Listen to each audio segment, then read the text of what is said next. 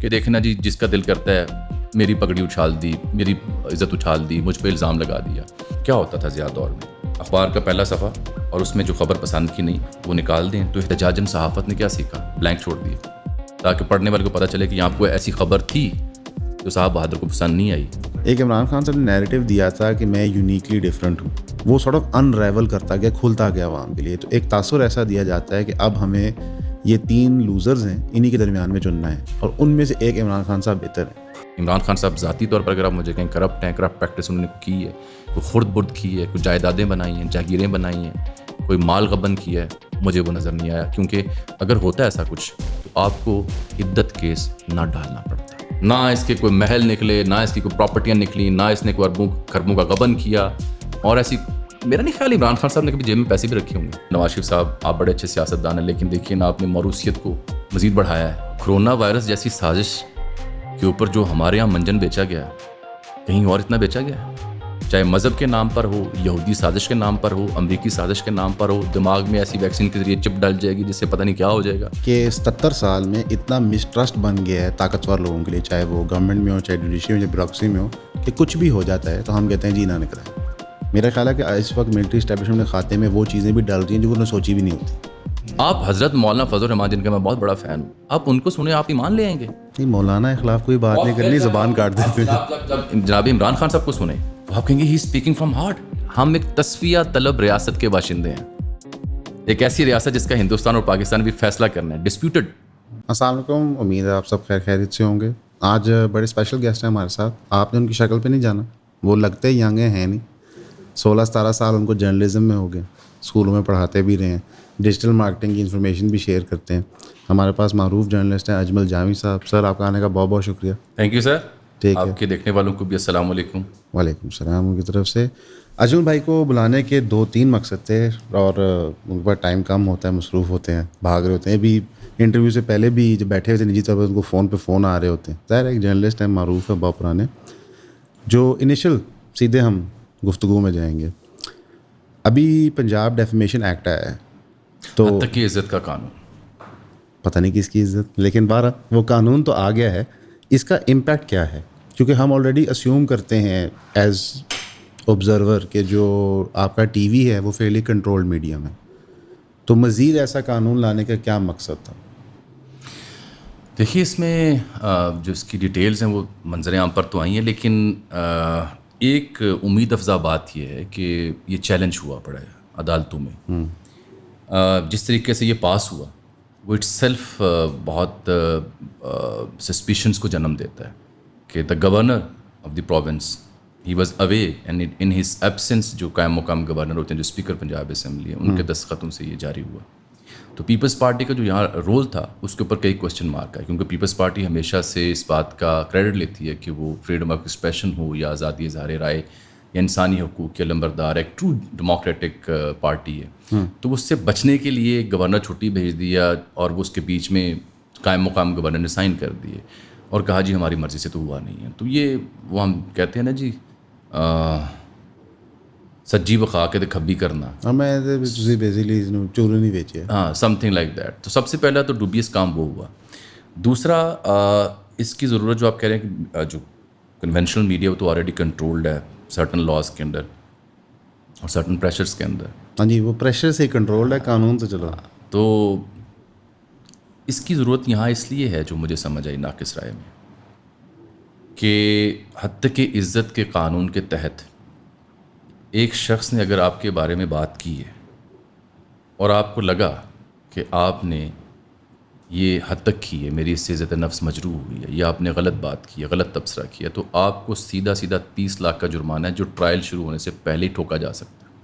ٹھیک ہے, تو اس سے آپ بنیادی طور پر راہ بند کرنے کی کوشش کر رہے ہیں ان وائسز کی, ان ووکل لوگوں کی, ان سوشل میڈیا انفلوئنسرز کی, سوشل میڈیا یوزرز کی, یوٹیوبرز کی, پوڈ کاسٹرز کی, یا میں اگر براڈلی کہوں کہ جو سم ہاؤ اینٹی PMLN یہاں پہ کام کرتے ہیں یا پرو PTI ہیں. تو اس کے علاوہ تو مجھے اس کی کوئی دوسری کہانی سمجھ نہیں آتی. جو ہمیں سمجھایا جا رہا تھا, جو گورنمنٹ کہتی ہے وہ بھی بتاتا ہوں کہ دیکھیں نا جی جس کا دل کرتا ہے میری پگڑی اچھال دی, میری عزت اچھال دی, مجھ پہ الزام لگا دیا. حالانکہ جو اس سلسلے میں ڈیفیمیشن ایکٹ ہے وہ بھی ایگزسٹ کرتا ہے، حالانکہ اس سلسلے میں جو پیمرا کے یا دیگر ریگولیٹری باڈیز کے قوانین، ایف آئی اے کتابیں، چھوٹے موٹے جو نئے پرانے قوانین ہیں وہ بھی اسے ایڈریس کرتے ہیں. ضرورت اس امر کی تھی کہ یہ ایسا کوئی قانون تب تک کامیاب نہیں ہو سکتا جب تک پراپر جرنلسٹ باڈیز اس میں آن بورڈ نہ ہوں. تمام جرنلسٹ باڈیز پہ احتجاج کر رہی ہیں اور سمجھتی ہیں کہ یہ آزادی اظہار رائے کا گلا دبانے کے مترادف ہے. کافی ڈریکونین یہ ایفرٹ ہے جو گورنمنٹ نے ابھی انیشیٹ کی ہے، چاہے اس کی وہ وضاحت جو بھی کرتے رہیں it will be not sufficient enough to please journalist اور جو سوشل میڈیا یوزرز ہیں. کیونکہ یہ جو موبائل میں اور آپ یوز کرتے ہیں، آپ اسے 18 سے 20 کروڑ افراد ہیں پاکستان میں جن کے پاس یہ موبائل فون ہے، آؤٹ آف 24 سے 25 کروڑ کی آبادی. اس میں سے بھی 16-17 کروڑ کے پاس 3G 4G اور جو ہمارے پاس دیگر براڈ بینڈ کی سروسز ہیں اویلیبل ہیں. تو آپ کس کس کا گلا گھونٹیں گے؟ آوازیں دبانے سے حل نہیں ملا کرتا، متبادل آواز دینے سے حل ملتا ہے، آواز کو سننے سے حل ملتا ہے. تو یہ 30 لاکھ کا جرمانہ یا فلاں نے میرے بارے میں یہ کہہ دیا، اب تو اس کا خلاصہ ایک لائن میں پیش کروں. کسی ہمارے دوست نے کہا کہ اس نے کہا اب یوٹیوبرس کو، ویلاگرس کو یا کسی انالسٹ کو اگر بات کرنی پڑے گی ساتھ قانون دان بٹھانا پڑے گا. جس طرح ایک پراپر میڈیا کا ہوتا ہے، ایک کنونشنل نیوز چینل کا ہوتا ہے کہ آپ کا ایک لیگل ڈپارٹمنٹ ہے وہ چیزیں اوور سی کر رہا ہوتا ہے، تو یہ اتنی بری چیز بھی تو نہیں ہے. اگر ویسے ایک بات کریں کہ جو آلریڈی آپ کے پاس ایگزسٹنگ لاز ہیں آپ ان کی امپلیمنٹیشن کو میک شور کریں. یہ ہے. اور جو دیکھیں جو بندہ بھی ان دی نیم آف جرنلزم صحافت کے اوپر، سیاست کے اوپر بات کر رہا ہے نا، اس کو اگر آپ نے ریگولیٹ کرنا ہے تو وہ کبھی بھی گورنمنٹ ان پار جو ہے یا کوئی آپ کے جو ایسے ایکٹس ہیں یہ اسے کبھی بھی ڈیل نہیں کر سکتے. نیور. پاکستان میں جتنے بھی ڈریکونین لاز رہے یا ڈریکونین ایراز آئے، سب کچھ دیکھ لیا آپ نے. کیا ہوتا تھا ضیاء دور میں؟ اخبار کا پہلا صفحہ اور اس میں جو خبر پسند کی نہیں وہ نکال دیں. تو احتجاجاً صحافت نے کیا سیکھا؟ بلینک چھوڑ دیے تاکہ پڑھنے والے کو پتہ چلے کہ یہاں کوئی ایسی خبر تھی جو صاحب بہادر کو پسند نہیں آئی، جو کرٹیکل تھی. ہاں تو وہ نکال دی. تو تب سے جرنلسٹ نے یہ پریکٹس شروع کی ہوئی کہ بات کہنی ہر حال میں. اس طرح کی قانون سازی سے آپ مطلوبہ نتائج نہیں لے سکتے. نتائج تب نکلیں گے جب آپ ریگولیٹ کریں گے ایگزسٹنگ لاز کو اور امپاور کریں گے جرنلسٹ باڈیز کو. ایک کانسیپٹ ہوتا ہے گیٹ کیپنگ کا جو کہ نیو ایج میڈیا میں اس طرح سے ایگزسٹ نہیں کرتا، لیکن چونکہ ڈیجیٹل میڈیا کی باڈیز بھی بن رہی ہیں، ڈیجیٹل میڈیا کی فیڈریشن بھی بن رہی ہیں، ایسوسیشن بھی بن رہی ہیں اور اس کے قوانین بھی بن رہے ہیں. سو آپ 5-10 لوگوں کا ایسا بورڈ کیوں نہیں بناتے جس میں جرنلسٹ باڈیز بھی ہوں، ڈیجیٹل میڈیا کے ریپرزینٹیٹیو بھی ہوں اور پریس کلبز بھی ہوں، PFUJ ٹائپ کی جو انٹیٹیز ہیں وہ بھی ہوں. وہ بورڈ بناؤ، گورنمنٹ کی اس میں نمائندگی ہو. آپ کو لیٹ سے مجھ سے اجمل جامی سے شکایت ہے کہ اس بندے نے وی لاگ میں فلاں بندے کی حد تک عزت کی ہے. آپ وہ کانٹینٹ لے کے ان کی خدمت میں جائیں، انہیں کہیں جی آپ لوگ جرنلسٹ ہیں، آپ گیٹ کیپر رہے ہیں، اس کو ایویلیویٹ کر دیں. جب وہ ایویلیویٹ کریں گے تو جرنلسٹ بھی بائے کرے گا، میسج بھی بائے کریں گی، پولیٹیشین بھی بائے کرے گا، قانون بھی مطمئن ہوگا کہ یار یہ proper right person for right job ہے. اب یہ حکومت وقت کے وزراء ڈیسائیڈ کریں گے کہ فلاں صحافی نے، فلاں ویلاگر نے غلط بات کی ہے، صحیح کی ہے، غلط بات ہے. یہ ایسی بات ہے نا جیسے ایک ملٹری مین کو جج کرے ایک ڈسپینسر، ایک ملٹری مین کو جج کرے ایک کارپینٹر. تو یہ اجمل بھائی دقت ہی یہ ہے کہ آج کل فوج کو جج کرنے والا کوئی پراپرٹی ڈیلر ہے اس طرح میں یا کوئی اور پروفیشن کا ہے، بیسکلی انہوں نے جو میں ویسے پراپرٹی ڈیلر نہیں نہیں میں اچھا میں اپنی بات کی بڑی میرے پاس تو پراپرٹی نام کی شائی نہیں ہے. ٹھیک ہے، نہیں ساڑھے کل سے ٹھیک ہے، ایسے ہم جھوٹ ماری. لیکن بیسکلی انہوں نے پوری کی پوری جو جرنلزم کی انڈسٹری ہے آپ کی، چاہے وہ کلاسیکل جرنلزم ہو یا نیو ایج ہو رہی ہے، انہوں نے کہا کہ ان کو بیسک ایتھکس ہی نہیں آتے. مجھے تو اس قانون سے یہ سمجھ آیا کہ بیسکلی ہمارے صحافی جو ہیں وہ کسی بھی شکل میں ایگزسٹ کرتے ہیں، وہ اتنے فنڈامنٹلی ان ایتھیکل ہیں کہ ان کو بیسک ایڈیٹوریل ایتھکس ہی نہیں آتے. اور یوٹیوب کے حوالے سے بات کریں چلے اس میں تو پھر بھی کیس بنایا جا سکتا ہے، لیکن ٹی وی کے اندر اتنے چیکس اینڈ بیلنسز ہوتے ہیں، وہاں پہ تو آپ ایسے ہی فل بدی تو کوئی بات کر نہیں سکتے. اور جس طرح آپ ویلاگز بنا رہے ہیں یا منصور علی خان بنا رہا ہے یا عمران ریاض خان بنا رہے ہیں، کئی اور ہیں، تو میرا نہیں خیال کہ آپ لوگ 25-30 سال کی جو محنت ہے اس کو زیرو کر دیں گے اوور نائٹ. اس بات میں وزن ہے کہ سرٹن ایکسپوئر جو ہے سوشل میڈیا کا، اس نے کئی ایسی آوازوں کو جنم دیا ہے جو بے لگام ہے. اور کیونکہ جرنلزم کی پریکٹس نہیں تھی، صحافت کے بنیادی اصولوں سے آگاہ نہیں تھے، اس نرسری سے وہ نہیں گزرے ہوئے جس سے ہم اتفاقاً گزرے. احساس ہوتا ہے کہ یہ خبر درست ہے، یہ غلط ہے، اس کا تعین نہیں کر سکتے. پولیٹیکل ایجنڈا پہ جو لوگ ہوتے ہیں، پولیٹیکل پاپولیرٹی کے لیے جو لوگ کام کرتے ہیں، ان کے ہاں یہ فرق نہیں ہوتا. اس کو ایڈریس کرنے کے لیے بھی نسخہ وہی ہے کہ لیٹ سے کہ ایک بہت مشہور ویلاگر ہے کوئی جو کہ بالفرض پاکستان تحریک انصاف کی حمایت کرتا ہے اور گورنمنٹ ان پار کو اس سے شکایت ہے کہ یہ بندہ حد تک عزت بھی کرتا ہے، فیکٹ چیک بھی نہیں کرتا، غلط خبر دیتا ہے، الزام تراشیاں کرتا ہے. یہ 4 الزام ہو گئے. آپ اس کے 4 ویلاگ اٹھائیں کہ جی اس ویلاگ میں اس بندے نے یہ کام کیا ہے. وہ جو باڈی جو کہ امپاورڈ بائی سینئر جرنلسٹ ہیں، مظہر عباس صاحب جیسے لوگ ہو سکتے ہیں جو نیوٹرل ہیں، امپارشل لوگ ہیں، سینئر لوگ جنہوں نے صحافت میں 30-40 سال لگائے. نہیں، مظہر عباس صاحب پہ کوئی صاحب اتفاق کریں گے؟ بالکل کریں گے. آپ سینئر لوگ جو ہیں جنہوں نے ادارتی کام کیا ہوا ہے، جنہوں نے ٹی وی، اخبار اور ڈیجیٹل کو دیکھا ہوا ہے، 10-12 لوگ اور صحافتی باڈیز جب اس میں ہوں گی، جو اینٹیز اینڈ جرنلسٹ باڈیز وہ جب ہوں گی، ان کے بورڈ جب بن جائے، اس کو ایک لیگل آپ کور دیں، اس کے سامنے وہ 4 ویلاگ لے جائیں، جی فلاں بندے نے میرے خلاف 4 ویلاگز میں یہ بات کی، آپ ایویلیویٹ کریں کہ یہ ٹھیک ہے یہ غلط ہے. وہ چیک کریں، جی آپ نے الزام لگایا تھا کہ میری دبئی میں جائیدادیں ہیں، ثبوت دیں. اگر نہیں ہے وہ طے کریں کہ اس کے اوپر پلنٹی لگنی چاہیے ایگزسٹنگ لاس کے اوپر. لیکن آپ یک طرفہ خود سے جب بھی ایسی قانون سازی کریں گے وہ bounce back. You remember Fawad Chaudhry کے دور میں بھی ایک ایسا ایکٹ آنے لگا. جی ایسے ہی ہے. جب بھی آپ جرنلسٹ باڈیز کے ساتھ مشاورت کیے بغیر ایسا کوئی عمل کریں گے وہ یک طرفہ ہوگا، ڈریکونین کہلائے گا. ہمیشہ قانون وہ ہے، آئین وہ ہے یا ضابطہ بندی وہ ہے جس میں صحافتی اداروں، صحافتی باڈیز کو آن بورڈ لیا جائے، ورنہ یہ کار لا حاصل ہے.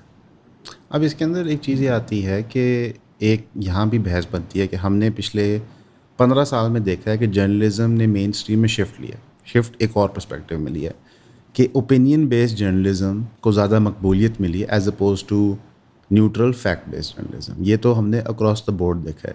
نون لیگ کے اپنے فیوریٹ اینکرز ہیں، پی ٹی آئی کے اپنے ہیں، پی پی پی کے اپنے ہیں، ہر جماعت کے اپنے کچھ فیوریٹ اینکرز ہوتے ہیں.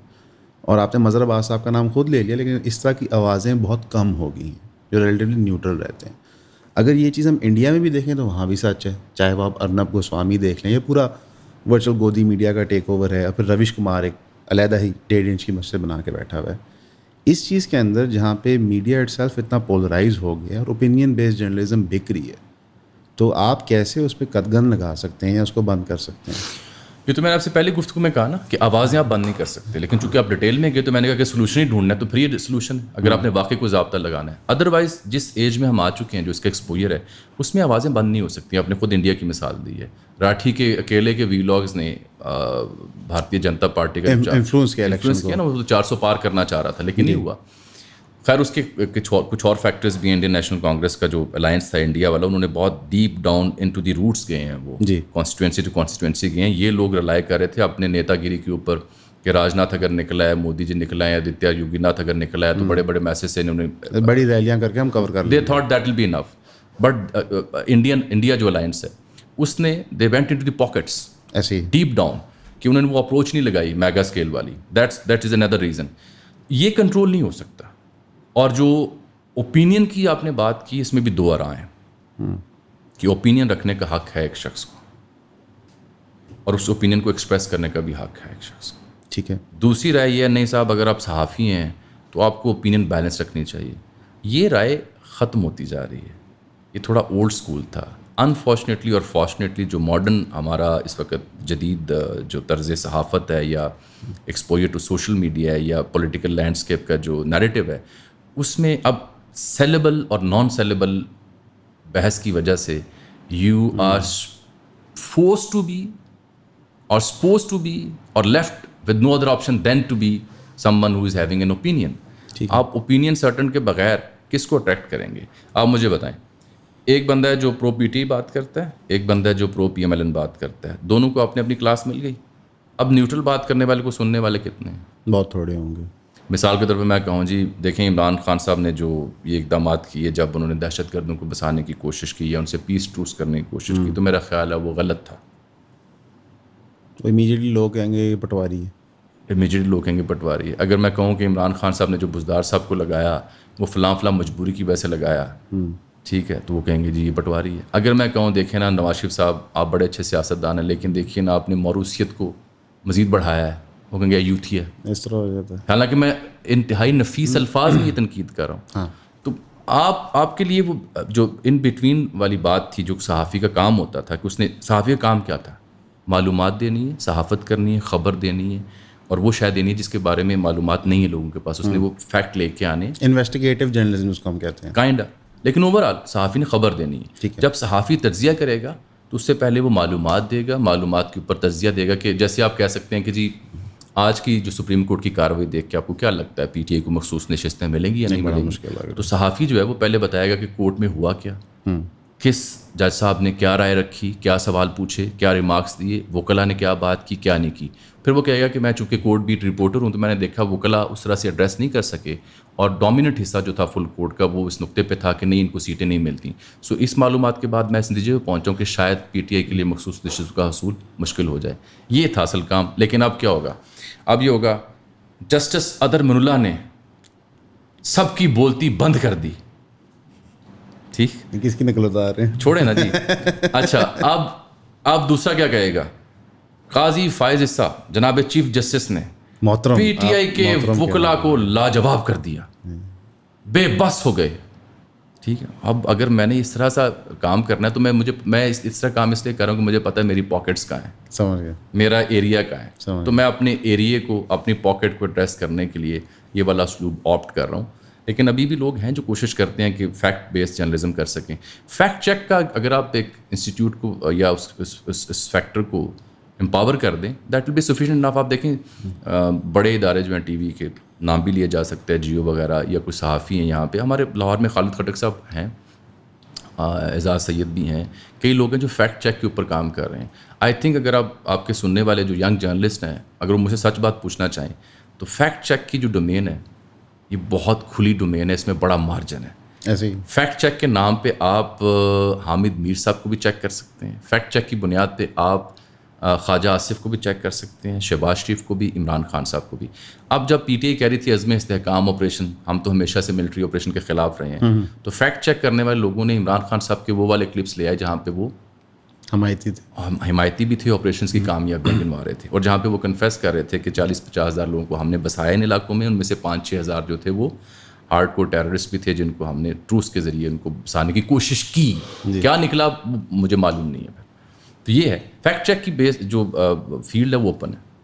اس کے اندر ہم دیکھتے ہیں کہ فیس بک پہ اور یوٹیوب پہ تو ویڈیو کے نیچے آٹومیٹک فیکٹ چیک آ جاتا ہے. فار ایگزامپل اگر آپ کرونا وائرس کی بات کریں یا کسی بھی چیز کی بات کریں, نیچے یوٹیوب باقاعدہ وہ کرونا وائرس جیسی سازش کے اوپر جو ہمارے یہاں منجن بیچا گیا ہے کہیں اور اتنا بیچا گیا ہے انڈیا میں. وہ انڈیا میں تو خیر سب کچھ چل جاتا ہے نا جی, وہ آبادی والیوم دیکھیں.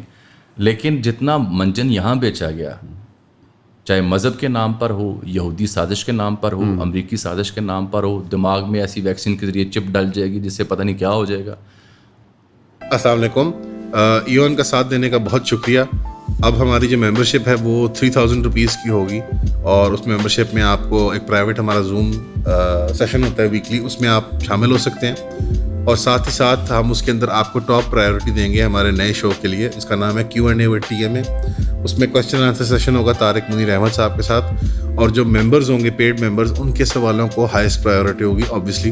اس کا یہ فائدہ ہوتا ہے کہ ہم ایٹ لیسٹ اپنی عقل کے مطابق اور اپنی ایک مارل کانشیس کے مطابق جتنا آپ کو امپارشلی ان بائس طریقے سے نیوز بریک کر سکتے ہیں اور اس کو اینالائز کر سکتے ہیں اینڈ ہوپ فلی انٹرٹین بھی کر سکتے ہیں آپ کو, تو وہ ہم کرتے ہیں. تو آپ یوٹیوب کے ذریعے یا ہماری ویب سائٹ کے ذریعے اس ممبرشپ کے لیے سائن اپ کر سکتے ہیں جو 3000 روپے پہ منتھلی بنتی ہے. شکریہ.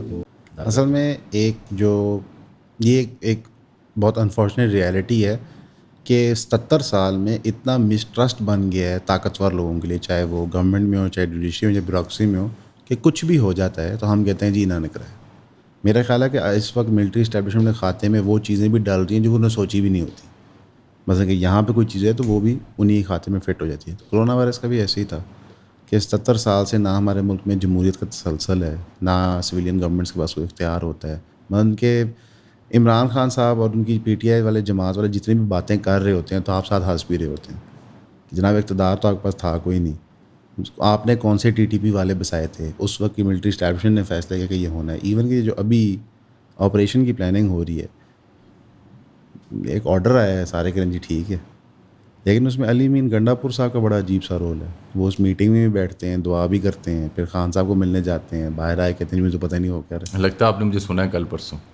میں نے کہا کہ پورا چینل چھان لیا. اچھا نہیں, علی امین گنڈا پور صاحب کا کل پرسوں نہیں, یہ آپ کی ویڈیو لگی ہے آج. ڈوبیس رول ہے ان کا. ابھی ریسنٹلی شروع کیا تھا کیونکہ ہم اس سے پہلے جس ادارے میں تھے وہاں اجازت نہیں تھی یوٹیوب. اس پہ ہم آئیں گے ابھی. ہاں تو یہ علی امین گنڈا پور صاحب وہاں جاتے ہیں تو وہاں بھی یس باس کرنے کی کوشش کرتے ہیں, اڈیالہ جاتے ہیں وہاں بھی یس باس کرنے کی کوشش کرتے ہیں, لیکن کل ان کی کھنچائی ہوئی ہے نہ صرف اڈیالہ جیل کے اندر بلکہ جو PTI کی اپنی کور کمیٹی کا اجلاس ہوا ہے وہاں پر بھی جو ان کی قیادت تھی انہوں نے علی امین گنڈا پور صاحب نے کو 35 منٹ کی انہیں بریفنگ دی تھی کہ ابھی اس کے اغراض و مقاصد آپریشن کے واضح ہونے ہیں, جب تک وہ نہیں ہوتے آپ ٹھنڈے ہو جائیں, ہم اپنا موقف سامنے رکھیں گے. لیکن لوگوں نے وہاں پہ جو قیادت تھی انہوں نے خاصا دتاڑا ہے علی امین گنڈا پور کو اس بات کے اوپر کہ ڈسپائٹ دی فیکٹ کہ یو نو عمران خان کی اسٹیٹمنٹ کیا ہے یا اس کا سٹانس کیا ہے, آپ وہاں کیسے حامی بھر آئے ہیں. جب وہ یہ کہتے ہیں کہ عزم استحکام کا نام تو میں نے سنا لیکن آپریشن کا نام میں نے نہیں سنا, تو یہ تو بچوں والی بات ہے. آپ کل ان کی باڈی لینگویج دیکھیں, میں رپیٹ کر رہا ہوں اپنے sentence, the way he was trying to come up with an excuse. چھوٹا بچہ نہیں ہوتا, امی ابو نے پکڑ لیا. اچھا دیکھیں جتنا بھی وہ دبنگ بندہ ہے لیکن الٹیمیٹلی ہے شریف بندہ, یعنی اچھا شریف بندہ ہے اندر سے. اچھا تو اتنا فنکار ابھی نہیں ہوا. اچھا کیونکہ یہ فنکاری 30-40 سال سیاست کرنے کے بعد میں سمجھ گیا وہ والی فنکاری. ہاں نہیں اس میں کہ آپ جھوٹ ایسے بولیں کہ اگلا کہے کہ یار یہ سچ ہے. ہاں خواجہ آصف نہیں. ہاں کیونکہ یہ نہیں, خواجہ آصف لے لیں جتنے مرضی لوگ لے لیں. نہیں وہ تو کوئی بھی نام لے لیں 30-40. اب آپ دیکھیں نا, میں مثال دیتا ہوں آپ کو, شاہ محمود قریشی صاحب کو آپ سنتے ہیں جی, ان کا نہیں پتہ چلتا, ان کا نہیں آپ بتا سکتے. ٹھیک ہے, رانا صاحب کو, رانا ثنا کو سن لیں, وہ لیجنڈری آدمی. ٹھیک ہے, خواجہ صاحب کو سن لیں, اس طرح سے آپ نوید قمر صاحب کو سن لیں, میں کو سچی بات قمر زمان قاہرہ صاحب کو سن لیں, اور آپ حتیٰ کہ اگر آپ جناب آصف علی زرداری صاحب کو سنیں, وہ تو کنگ ہے. آپ حضرت مولانا فضل الرحمان جن کا میں بہت بڑا فین ہوں, آپ ان کو سنیں, آپ ایمان لے آئیں گے. نہیں مولانا کے خلاف کوئی بات اور نہیں پھر کرنی, جب زبان کاٹ آپ جناب عمران خان صاحب کو سنیں تو آپ کہیں گے ہی اسپیکنگ فرام ہارٹ. خان صاحب تو جھوٹ نہیں بولتے, آپ کیسے کہہ سکتے. ابھی باقی بولتے ہوں گے جناب. ہاں خان صاحب نہیں جھوٹ بولتے. تو علی امین گنڈا پور صاحب is in hot waters actually. اچھا he is somehow in hot water. پھنس گئے. ہاں کیونکہ جو پارٹی ہے یا خان صاحب ہیں they are not in favour of that all, اور پھنس وہ بھی گئے ہیں جنہوں نے اس آپریشن کا اعلان کیا, کیونکہ PTI کو رام کیے بغیر, آن بورڈ کیے بغیر کیسے کر سکتے it will be very difficult. کیونکہ اصولاً تو یہ ہونا چاہیے تھا کہ یہ معاملہ پارلیمان میں ان کیمرہ بریفنگ دی جاتی جس میں یہ بتایا جاتا کہ اس کی ضرورت کیوں ہے, ان پاکٹس کو ہائی لائٹ کیا جاتا, ان فیکٹرز کو ڈسکس کیا جاتا جو ماضی میں ہوتا رہا ہے. جی اس کے بعد اس پہ ڈبیٹ ہوتی, پروز اینڈ کونس ڈسکس ہوتے, پھر تمام پولیٹیکل پارٹیز سے ملا جاتا, فردن انہیں آن بورڈ کر کے ان کے تحفظات دور کیے جاتے, دین ایپیکس کمیٹی سے اس کی منظوری لی جاتی. It went the other way round. اسی لیے اب خواجہ صاحب کہہ رہے ہیں پارلیمان میں بات ہوگی, اسی لیے وہ کہہ رہے ہیں PTI کے تحفظات اب ہم دور کریں گے.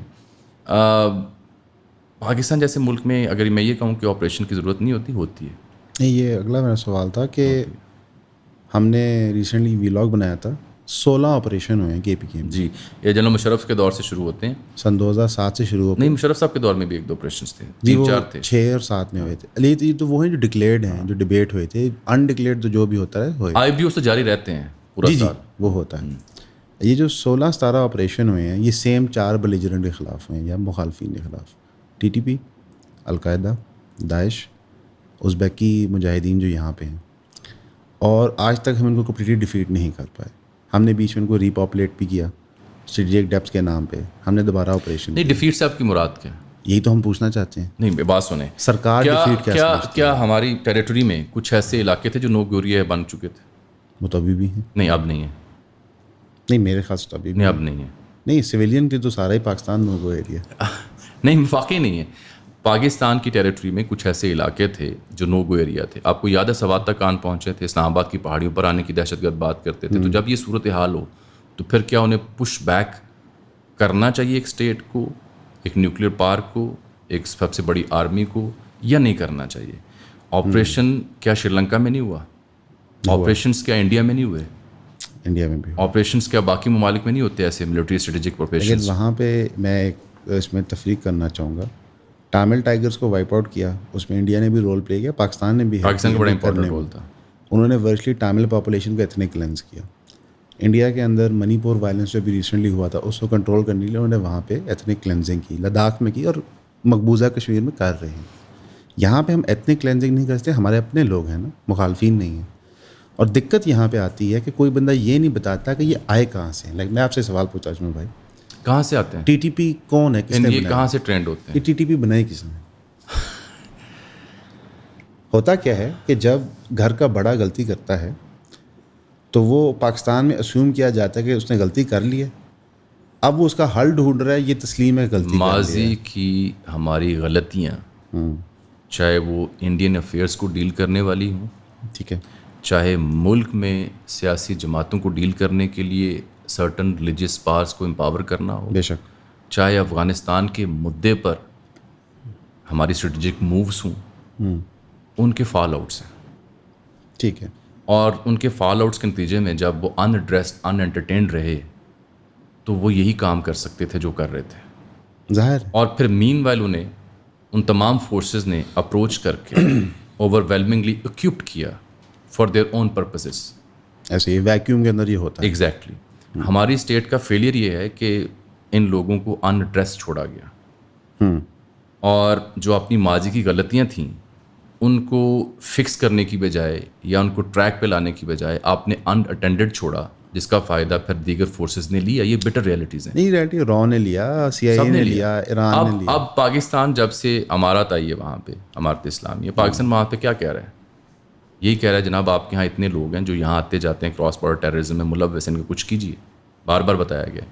میرا سوال جو پہلے تھا وہ یہ تھا کہ جب سوات تک لوگ آن پہنچے تھے، نوگو ایریا بن گیا تھا، ان کی چیک پوسٹیں بن گئی تھیں، اسلام آباد کی پہاڑیوں پر آنے کی بات کرتے تھے، تو کیا تب آپریشن ہونا چاہیے تھا یا نہیں ہونا چاہیے تھا؟ میں کہتا ہوں ہونا چاہیے تھا، لیکن اصل مسئلہ میں آپ شیئر کر دیتا ہوں. اصل مسئلہ یہ کہ سارے آپریشن ہوئے، ان آپریشنس کا ڈیٹا بھی ہے.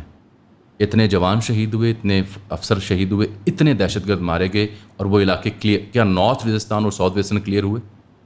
ٹوٹلی ہوئے. پرابلم کہاں شروع ہوتی ہے؟ پرابلم یہ ہوتی ہے کہ ان علاقوں کو آپ نے کلیئر کر لیا، وہاں پہ ماڈل اسکول بن گئے، کالجز بن گئے، ان کے افتتاح بھی ہو گئے، پلینگ گراؤنڈ بھی بن گیا، آبادیاں آن بسیں دوبارہ. Now comes the issue. اب اس کے بعد جو اسٹیٹ کی رٹ ہے، پولیٹیکل گورنمنٹ کی جو رٹ ہے، ایڈمنسٹریٹو یا بیوروکریسی کی جو رٹ ہے، کیا وہ فعال ہے یا ان علاقوں میں بیوروکریٹ جا کے سروس کرنے سے گھبراتا ہے؟ چونکہ وہ ویکیوم پیدا ہوا اس لیے وہ دوبارہ ری ایمرج ہوتے ہیں. اور جب تک استعداد کار آپ کی مقامی حکومت کی، مقامی پولیس کی، مقامی سیکیورٹی فورسز کی نہیں بڑھے گی، تب تک یہ آپریشنز آپ کو بار بار کرنا پڑیں گے، اور یہ آپریشنز حتمی حل ثابت نہیں ہوں گے. اجمل بھائی یہی تھا کہ جو پرپیٹریٹر آف کرائم ہیں، جنہوں نے یہ ساری جماعتیں بنائیں اپنے مقاصد کے لیے، اور ہم کہتے ہیں ملک کی بہتری کے لیے بنائیں، اس وقت جو فیصلے کیے گئے، آج وہی اس کے حل آفر کر رہے ہیں جو 15 دفعہ یہ حل پہلے بھی کر چکے ہیں. میرا نہیں خیال کہ جتنے بھی آپریشنز ہوئے ہیں وہ کسی سویلین گورنمنٹ نے انویژن کیے تھے، وہ پیچھے سے آرڈر آتا تھا. یہ جو اب نیا آپریشن کرنا چاہ رہے ہیں، یا ایسے پچھلے بھی 2-3 آپریشن ہم دیکھ لیتے ہیں، اس کا جو ڈیٹا پرووائڈ ہوتا ہے وہ ISPR دیتا ہے.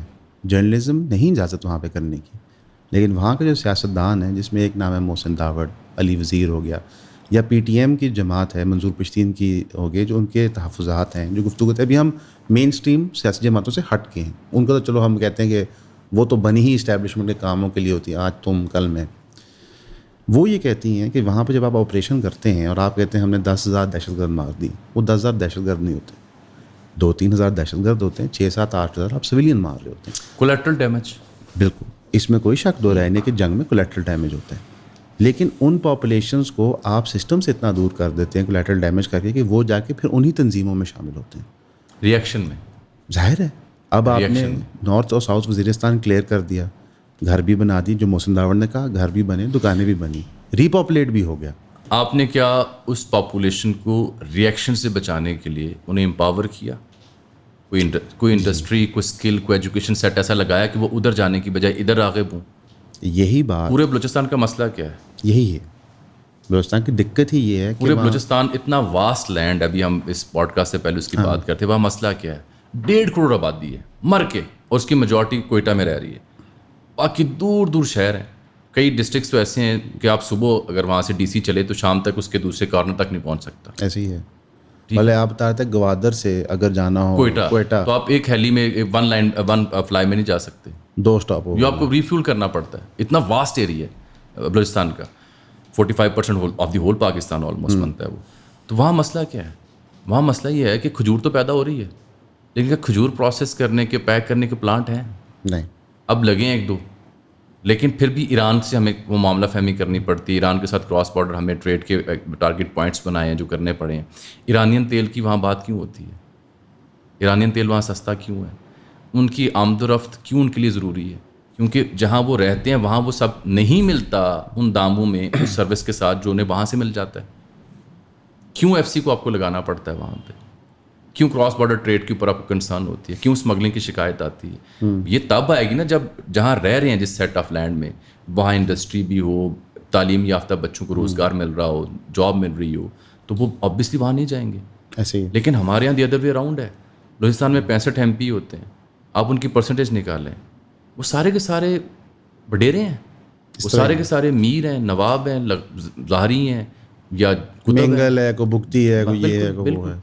और वो क्यों चाहेगा कि उसकी कॉन्स्टिट्यूंसी का बच्चा जो है वो पढ़ लिख के MPA बने?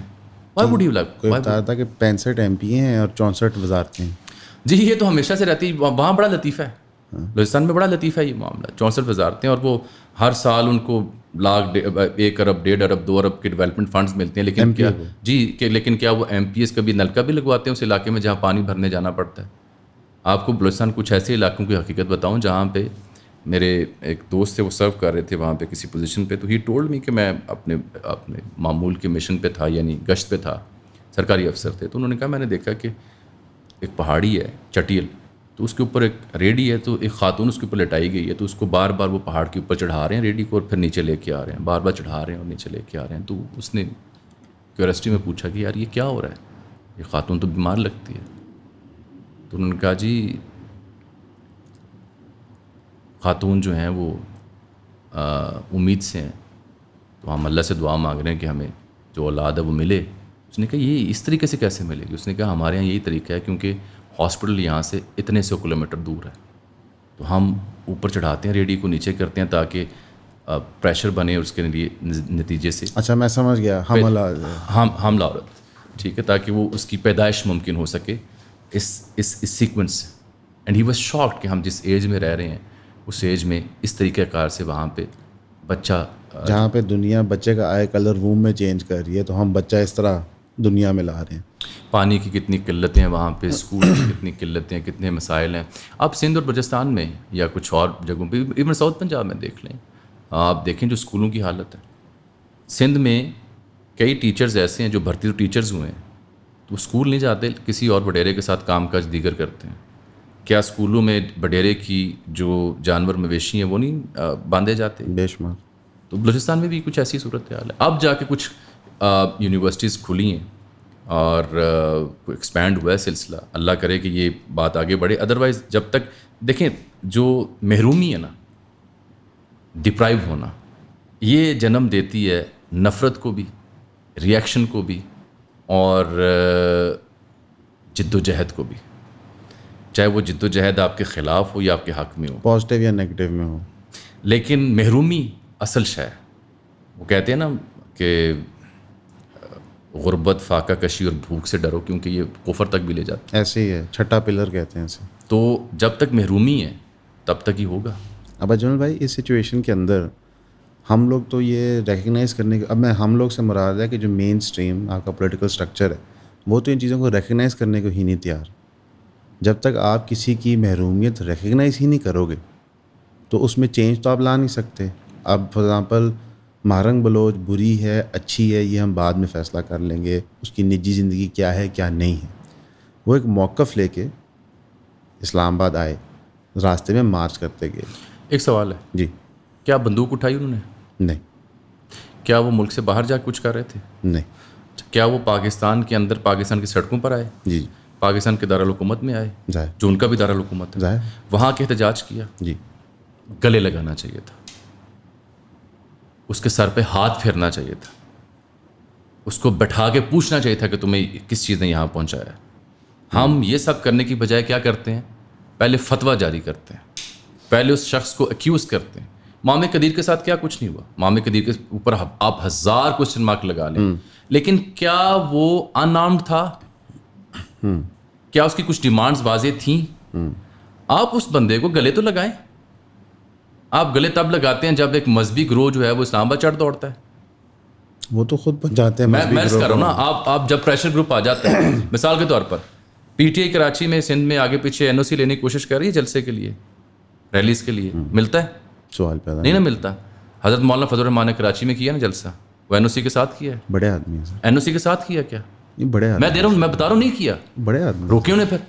تو اگر ایک خاتون یا ایک ماما قدیر یا کوئی اور نام لے لیں, اگر وہ آپ کے دارالحکومت پہنچا ہے اور ان آرمڈ پہنچا ہے اور پرامن پہنچا ہے, پہلا کام یہ ہے میری ریاست کا, میری حکومت کا, جو میں ایک شہری ہونے کے ناطے مانگ کرتا ہوں, اس کو پہلے گلے لگائیں, پھر اسے ساتھ بٹھائیں, پھر اسے پوچھیں کہ تمہیں شکوہ کیا جو اتنی دور سے تم یہاں تک آئے ہو, اس کو ایڈریس کریں. ہم یہ سب کرنے سے پہلے کیا کرتے ہیں میڈیا میں, اور حکومت کیا کرتی ہے؟ پہلے فتویٰ, یہ جی فلاں کا ایجنٹ ہے, نہیں, وہ آپ سیدھا سیکشن 6 ہے, غدار ہے, غدار ہے فلاں. بھائی غدار وہ ہے جس نے آپ کی ریاست اور میرے خلاف بندوق اٹھائی ہے, جو کسی کی پراکسی بنا ہے, جو میرے فوجیوں کو, میرے شہریوں کو, میرے اسکولوں کو, میرے کالجز کو تباہ کرتا ہے. میں اس کو کہوں گا کہ یہ ملک دشمن ہے. جو بندہ ریڈی اٹھا کے یا پیدل آ کے اسلام آباد آ رہا ہے, میرا فرض ہے میں اسے گلے لگاؤں. نہیں تو اس کے اندر بہت سارے معذرت کے ساتھ جرنلسٹ ہیں اس ٹائم جب وہ آئی ہیں, جس میں غریدہ فاروقی صاحب ہیں اور کئی اور ہیں, بڑے بڑے چینلز پہ لوگ. میں کسی صحافی کا نام اس لیے لوں گا, سب کولیگز ہیں اور ہر ایک کو اپنی اوپینین رکھنے کا حق ہے, لیکن میں سمجھتا ہوں کہ وہ میرے تمام کولیگز جنہوں نے اس معاملے کے اوپر اس کی چھان بین کرنے سے پہلے رائے دے دی, دے ور رانگ. نہیں, رائے دینا اور بات ہے. فار ایگزامپل آپ چھان بین کر کے یہ بھی کنکلوڈ کر سکتے ہیں کہ کرنٹ صورتحال نہیں ہے کہ مارنگ یہ چیز کرے, لیکن جس طریقے سے ان کے کیمپ میں جا کے ان کے انٹرویو لیے تھے, ان خاتون کا نام میں بھول گیا ہوں, مثلاً کہ میں سمجھتا ہوں کہ وہ طریقہ کار ہی غیر مناسب تھا, اسپیشلی ایک افیکٹڈ کمیونٹی سے. اس میں تو کوئی شک نہیں ہے, کم از کم پڑھے لکھے لوگوں. اس کا مطلب وہ مجھے یاد آ گیا, آپ جس مکالمے کی بات کر رہے ہیں, اس مکالمے کو اگر آپ دیکھیں نا, ایک عام بندہ بھی جو صحافی نہیں ہے, یوٹیوبر نہیں ہے, تو وہ دیکھتے ساتھ ہی کہے گا کہ اس انٹرویو کرنے والے کی باڈی لینگویج میں زہر ہے, کچھ عجیب اگریسونیس ہے, ایگریشن ہے, ججمنٹ ہے, پریجوڈس ہے. اور اگر آپ ان 4 چیزوں کے ساتھ کسی سے بات کرنے جا رہے ہیں, یو آر رانگ. ایک صحافی نے مقتول سے بھی بات کرنی ہے اور شاید قاتل سے بھی اسے بات کرنی پڑے. ایک صحافی نے ایک مظلوم سے بھی بات کرنی ہے کہ تمہارے ساتھ کیا ہوا, اور اس نے ظالم کے آگے بھی سوال اٹھانا ہے کہ تم نے یہ کیوں کیا. تو ایک صحافی نے ایک داد رسی کے لیے احتجاج کرتے ہوئے جو شخص پہنچا ہے, اس کی پہلے بات سننی ہے, پھر اس سے وہ سوال اٹھانے ہیں جو اس نے بعد میں اٹھائے تھے. پہلے اس کی بات تو سنیں, وہ کیا کرنے آیا ہے, کیا اس کے مطالبات آئین سے باہر ہیں, بنیادی انسانی حقوق کی نفی کرتے ہیں, یا کسی غیر ملکی ایجنڈے کی وہ ٹو کرتے ہیں. آپ جج کریں اپنی گفتگو کے بعد, لیکن آپ آنے سے پہلے فتویٰ جاری کریں گے. ایسے لوگوں کو تو ریاست کو گلے لگانا چاہیے کہ یار یہ پرامن لوگ ہیں, ان سے لاکھ اختلاف ہو. مسنگ پرسن ٹو بلوچستان کا ایشو بہت بڑا ایشو ہے, اس میں کمیشن بھی بنا ہوا ہے اور اس میں کافی ریکوریاں بھی ہو چکی ہیں, لیکن اس میں ان کا اب دیکھیں نا, پی ٹی آئی کے کتنے لوگ لاپتہ ہیں, کتنے لوگ نظر بند ہیں یا زیر حراست ہیں. پنجاب میں 4000 کچھ ہیں ابھی جو ہے نا جی, ایکٹ ڈیٹا ہے نا جی. وہ ایک پی ٹی آئی کی سابقہ ایم پی اے نے درخواست دی اظہر صدیق کے توسط سے, انہیں وہ ریکارڈ مل گیا. ایسے اگر کوئی بندہ بلوچستان میں, کے پی میں, پنجاب میں, کسی اور جگہ کہے کہ جی فلاں بندوں کا ریکارڈ چاہیے, دینا چاہیے. پریجوڈس کے ساتھ آپ بات نہیں کر سکتے.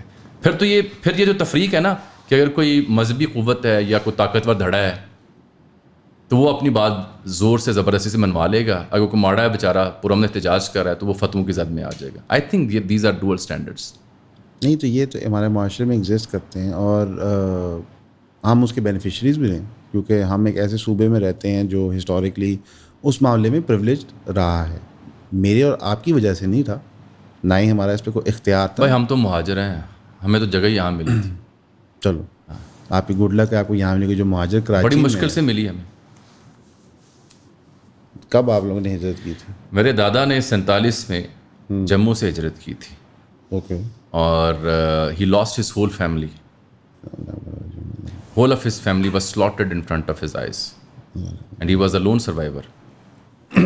جموں میسیکر جو ہالوکاسٹ کے بعد اگر کوئی دوسرا تیسرا بڑا میسیکر ہے جو انڈاکومنٹڈ رہا ہے, 2,35,000 مسلمان جو ہیں جموں میں, صرف جموں کی بات کر رہا ہوں میں جموں اینڈ کشمیر کی بات نہیں کر رہا. 2 علیحدہ انٹیٹیز ہیں, جموں اینڈ کشمیر, جہاں کا دارالخلافہ شری نگر ہے. جموں کی بات کر رہا ہوں جس کے 3 اضلاع ہیں اور 4 میں خلب ہو چکے ہیں. اس علاقے میں اب وہاں پہ جو مسلم پاپولیشن ہے 10 to 15% ہوگی میکسیمم, یا 5 to 10% ہوگی. کسی زمانے میں وہ 55-60% تھی شاید, آلموسٹ سیم تھی. تو وہ جو پاپولیشن تھی ادھر دے ور سلاٹڈ اور دے ور فورس ٹو موو. تو وہ کہاں ہے؟ وہ آپ کی ورکنگ باؤنڈری کے آس پاس کے علاقوں میں آپ بسے, یا پھر آپ آزاد کشمیر کے کچھ حلقوں میں آپ بسے جو ادھر لگتے تھے. کیونکہ جموں کے ساتھ جو ایریاز لگتے ہیں وہ سیالکوٹ سے لے کے ظفروال, نارووال, شکر گڑھ کے یہ علاقے زیادہ لگتے ہیں, گرداسپور تک چلے جاتا ہے. اوپر سے کچھ گجرات کے کشمیر کے علاقے لگ جاتے ہیں. وہ آس پاس جو جگہ ملی وہاں آ گئے. ان کو تو بڑا بہت دیر بعد جا کے لیٹ 80s میں جا کے مہاجرین کو, آپ کو میں اپنی بات کر سکتا ہوں, 7 ایکڑ زمین دی گئی تھی. ہمارے تو بزرگ یہ کہتے ہوئے فوت ہوئے کہ یہاں پاکستان میں جو لوگ آ رہے ہیں ہجرت کر کے پاکستان کے لیے ہندوستان سے, ان کا حق ہے یہاں پہ بسنا, کیونکہ وہ سب کچھ چھوڑ کے اس ملک کے لیے آئے ہیں. ہمارا حق اس لیے نہیں ہے کہ ہم ایک تصفیہ طلب ریاست کے باشندے ہیں, ایک ایسی ریاست جس کا ہندوستان اور پاکستان بھی فیصلہ کرنا ہے, ڈسپیوٹڈ. تو ہمیں یہاں پہ اس طرح سے بسنے کا حق نہیں ہے جیسے وہ لوگ جو چھوڑ آئے, جو ہندوستان سے اب تو چھوڑ آئے نا جی, واپس نہیں جانا. ہم تو مجبوراً آئے ہیں کہ وہاں جنگ کے حالات بنے, قتل و غارت گری ہوئی, تو ہم ابھی تصفیہ, ہم ڈسپلیس ہوئے ہیں. ہاں ہم تصفیہ طلب ڈسپیوٹڈ ٹیریٹری کے لوگ ہیں. سو ہماری فیٹ کا بھی ڈیسیژن ہونا ہے. میرے دادا آئی تھنک 2008 میں, اللہ ان کو جنت نصیب فرمائے, غریق رحمت کرے, میں نے ان سے بچپن میں ہندی بھی سیکھی, اب جموں کا جغرافیہ بھی پڑھا, سیکھا, سمجھا, اس دور کے سیاست کو بھی دیکھا, انہوں نے بڑے قریب سے دیکھ رکھا تھا. تو I think in his late 80s اور 90s, ان ہز لیٹ 80s پرابیبلی, پھر انہیں یقین ہو گیا کہ we might not be able to go back, اور پھر انہوں نے ہمت ہار دی. ادروائز تو میں جب جوان ہو رہا تھا تو یہ یوز ٹو ٹیل می کہ ہماری زمین, ہماری جگہ تو وہاں جموں میں ہے, ہم ڈسپیوٹڈ ٹیریٹری سے ہیں, اس کا سولوشن ہونا ہے, اقوام متحدہ کی قراردادیں ہیں. بڑی امید تھی ان کو, اور ہی یوز ٹو بلیو کیسا ہو جائے گا. اقوام متحدہ کی قرارداد جو یہ ہماری گئی ہوئی ہے, یہ سب سے پہلی قرارداد تھی جو ان کے پاس گیا, آج اس کا حل نہیں نکل سکا. بنیادی طور پہ یہ کہتے ہیں جو, کیونکہ آپ نے پنجاب والوں کا ذکر کیا تو میں نے کہا بھائی میں تو خود یہاں پہ مجبوراً پھنسا ہوا ہوں, ہمارے پاس تو جگہ ہی نہیں تھی, تو وہاں سے کہانی کہاں اور چلی گئی. ہم لیکن یہ ویسے ہم ایک وقت فوقت یہ چیز بھول جاتے ہیں, اور کراچی کی تباہی کی بہت بڑی وجہ یہ ہے کہ جو واقعی لوگ چیزیں چھوڑ کے ہیں, چاہے وہ ڈسپلیس ہو کے آئے ہیں, چاہے وہ دانستہ طور پہ ایک چیز چھوڑ کے ہیں ملک کے لیے, ہم نے ان کو کبھی اپنایا نہیں ہے. اور 52% پاپولیشن غالباً اس وقت کراچی میں مہاجرین کی ہے. آپ نے تفریق رکھی ہے لمبے عرصے تک, یہ مہاجر ہیں, یہ نان مہاجر ہیں. ایسے ہی, حالانکہ وہ مہاجر اپنا سب کچھ چھوڑ آیا, اس نے بیچا نہیں تو جان بھاگ کے بیچا نہیں, لٹا کے آیا ہے, لٹا کے آیا ہے, کٹوا کے آیا ہے. عزت بھی, جائیداد بھی, زمین بھی, جمع پونجی بھی, اور پھر کہاں آیا؟ پاک ارض کے اوپر, ارض پاکستان کے لیے آیا. تو مہاجر کو آپ نے فرق رکھا, مہاجر ہے نان مہاجر ہے, یہ کیا بات ہوئی؟ آئی تھنک ہم جو جموں والے تھے, ہمیں تو ایک عرصے تک میں اپنے سنتا تھا کہ ہم ریاستی باشندے ہیں. ہمارا ایک فارم ہوتا ہے ریاستی باشندے کا. بالکل ٹھیک ہے, میں تو چاہتا ہوں دونوں ممالک اس کو ریکگنائز کریں, اس کا فیصلہ کریں. اب تو خیر مودی جی نے اس پہ تلوار پھیر دی, وہ تو فیصلہ ہو گیا, بڑا ظلم ہوا. یہ پوسٹ مشرف جو ہمارا کشمیر ڈاکٹر تھا بہت چینج کر گیا, وہ فیصلہ ہو گیا, وہ ان کا ہے. جو ہمارے پاس ہے وہ بس ہم رفلی اس کو چلائیں گے. اللہ کرے کہ ایسا نہ ہو. مشکل ہے, لگ تو نہیں رہا, شواہد نظر نہیں آ رہے. جس دھرتی سے ہمارا تعلق ہے, ہمارے اندر تو ایک امید اور دعا رہے گی کہ اللہ کرے میری دھرتی کو آزادی نصیب ہو. اللہ کرے جموں اینڈ کشمیر جو ہے وہ ایک آزاد دھرتی بنے اور اپنی مرضی سے فیصلہ کرے کہ اس نے کہاں جانا ہے, ادھر جانا ہے, ادھر جانا ہے, یا اکیلے رہنا ہے. Let them decide. I think Pakistan جو پلیبسائڈ کی آپشن ہے وہ جو UN میں دیتا ہے وہ بھی ہاف ہارٹیڈ ہے. وہ بھی نہیں چاہتے کہ آزاد ہو جائے. اگر ساتھ پہ جموں اینڈ کشمیر سے ہم آزاد ہونا ہے تو نہ یہ انڈیا کے اسٹریٹجی نہ پاکستان اسٹریٹجی کے لیے اتنا سسٹینیبل ہے. بس انفارچونیٹلی ہماری ڈیٹیوریشن کا لیول وہ ہو چکا ہے کہ اب ہم ایسے سنجیدہ مدعے پہ اس طرح سے بات بھی نہیں کر سکتے جیسے ماضی میں کرتے تھے, اسٹیٹ ٹو اسٹیٹ. اب تو آپ دیکھیں نا کہ جتنا پاکستان کا ٹوٹل بنتا ہے GDP اتنی تو 6 بڑی IT کمپنیز کا ریونیو ہے. نہیں رتن ٹاٹا کا علیحدہ اتنا ہے ریونیو. ہاں یہ کر لیں 6 IT کا ایک رتن ٹاٹا انڈسٹریز کا علیحدہ ریونیو ہے. لیکن ایک ریالٹی ہمارے سامنے یہ ڈاؤن کی کہ اتنے طویل عرصے سے جو ہمارے پہ حکمران بیٹھے ہوئے ہیں کسی نہ کسی شکل کے اندر وہ اپنی ہی پاکٹس لائن کرتے رہے ہیں. ایک عمران خان صاحب نے نیریٹو دیا تھا کہ میں یونیکلی ڈفرینٹ ہوں, لیکن وقت کے ساتھ چاہے وہ چیف منسٹر صاحب اپوائنٹ کرنا ہو, ان کے ذاتی معاملات ہوں یا کچھ, وہ سارٹ آف انریول کرتا گیا, کھلتا گیا عوام کے لیے. تو ایک تاثر ایسا دیا جاتا ہے کہ اب ہمیں یہ 3 لوزرز ہیں انہی کے درمیان میں چننا ہے, اور ان میں سے ایک عمران خان صاحب بہتر ہے. ہماری سیاست ایک جگہ کے پھنس گئی ہے. سیاست پھنسی نہیں, ڈیسائسو ہو گئی ہے. اچھا, عمران خان صاحب بحیثیت سیاستدان یا وزیر اعظم ان سے کچھ غلط فیصلے ہوئے ہوں گے. بزدار صاحب کی بات کر لیں یا دیگر معاملات کی بات کر لیں, دیگر اپوائنٹمنٹس کی بات کر لیں, ہوتا ہے ذمہ دار شخصیت جو ہوتی ہے پرائم منسٹر یا پارٹی کا لیڈر, ضروری نہیں کہ 100 کے 100 فیصلے درست ہوں پولیٹیکل. لیکن اگر آپ مجھ سے یہ پوچھیں, because I had a chance to see him quite often, نہ صرف ان کے پرائم منسٹر بننے سے پہلے کھوٹکی جلسہ جب شاہ محمود قریشی نے جوائننگ دی یا مینار پاکستان کا جلسہ, وہاں سے ہم انہیں فالو کر رہے تھے اور کور کیا ان کو. آئی تھنک اگر آپ کہیں کہ ذاتی طور پر عمران خان صاحب کے اندر کوئی کرپشن کا ایلیمنٹ ہے تو مائی آنسر وڈ بی نو. اچھا, I have not seen any thing like that. Imran Khan صاحب ذاتی طور پر اگر آپ مجھے کہیں کرپٹ ہیں, کرپٹ پریکٹس انہوں نے کی ہے, کوئی خرد برد کی ہے, کوئی جائیدادیں بنائی ہیں, جاگیریں بنائی ہیں, کوئی مال غبن کیا ہے, مجھے وہ نظر نہیں آیا. کیونکہ اگر ہوتا ہے ایسا کچھ تو آپ کو عدت کیس نہ ڈالنا پڑتا, آپ کو سائفر کے اوپر بینک آن نہ کرنا پڑتا, اور توشہ خانہ تو آپ کے سامنے, اس میں سے کیا نان سینس چیز ہے. توشہ خانہ سے ماضی میں کیا کچھ نہیں ہوتا رہا. تو یہ جو 3-4 بڑے کیسز ہیں, یہ کیسز اس بات کو ثابت کرنے کے لیے کافی ہیں. کسی کو اچھا لگے یا برا کرے, میں آؤٹ رائٹلی کہہ رہا ہوں, میری اپنی اوپینین ہے. عمران خان صاحب سے ویسے مجھے ان کے سیاسی طور پہ اختلاف بھی رہتا ہے کئی معاملات کے اوپر, لیکن یہ اس سبجیکٹ کے اوپر, ہم نے کرپشن کی بات, جی اس سبجیکٹ کے اوپر یہ 4 کیسز جو بڑے ان کے اوپر بنے ہوئے ہیں, ان کیسز کی چارج شیٹ کو پڑھ کے آپ کو اندازہ ہو جاتا ہے کہ there is nothing serious against this guy. ٹھیک ہے, نہ اس کے کوئی محل نکلے, نہ اس کی کوئی پراپرٹیاں نکلیں, نہ اس نے کوئی اربوں خربوں کا غبن کیا. اور ایسی میرا نہیں خیال عمران خان صاحب نے کبھی جیب میں پیسے بھی رکھے ہوں گے, ضرورت ہی نہیں پڑتی, لوگ اس کی ریزن ہے سر, نیور نیڈیڈ. ایک بندہ ہے جس نے 1975 سے اب ٹل نو یہ لینس دیکھا ہے, لینس جس کے میں آپ سے مخاطب ہوں, اینڈ اس لینس میں جب سے دیکھنا شروع کی ہے صرف fame acceptance, popularity and respect اس نے دیکھی ہوئی ہے. Perhaps he might be the only person who is alive who has seen fame since 1975 up till now. ایک اس بندے کی جو کریکٹرسٹکس ہوں گی یا اس کی جو اسٹینڈنگس ہوں گی وہ بہت ڈفرینٹ ہوں گی دین ادرس. آپ یہ کہہ سکتے ہیں کہ خان صاحب تھوڑے سے ججمنٹل ہیں, ہلکی سی ان کے اندر ٹینڈنسی ہے کہ وہ ون سائڈڈ ڈیسیژن کر دیتے ہیں, سم ہاؤ ہلکے پھلکے میں بھی نارسسٹ بھی ہوں, لوگ یہ ان کے اوپر تنقید بھی کرتے ہیں. آپ ان کی فیصلوں کے اوپر تنقید کر سکتے ہیں, ان کی جو اوپینین ہے اس کے اوپر تنقید کر سکتے ہیں, بٹ یہ جو ان کا چیپٹر ہے یہ میرا خیال ہے مجھے ذاتی طور پر ایسا کچھ نظر نہیں ہے. لوگ کیس بناتے رہیں, لیکن جو 4 شیٹیں ہمارے دیگر سیاستدانوں پہ لگی ہوئی ہیں اس کا تو کوئی تقابل ہی نہیں ہے. نہیں, اس میں آپ سے اتفاق کرتا ہوں کہ 16 ارب اور چند کروڑ کی گھڑی میں تو ظاہر زمین آسمان کا فرق ہے. لیکن خان صاحب نے بھی ایمنسٹی لی تھی مشرف دور میں پراپرٹی کلیئر کرنے کے لیے.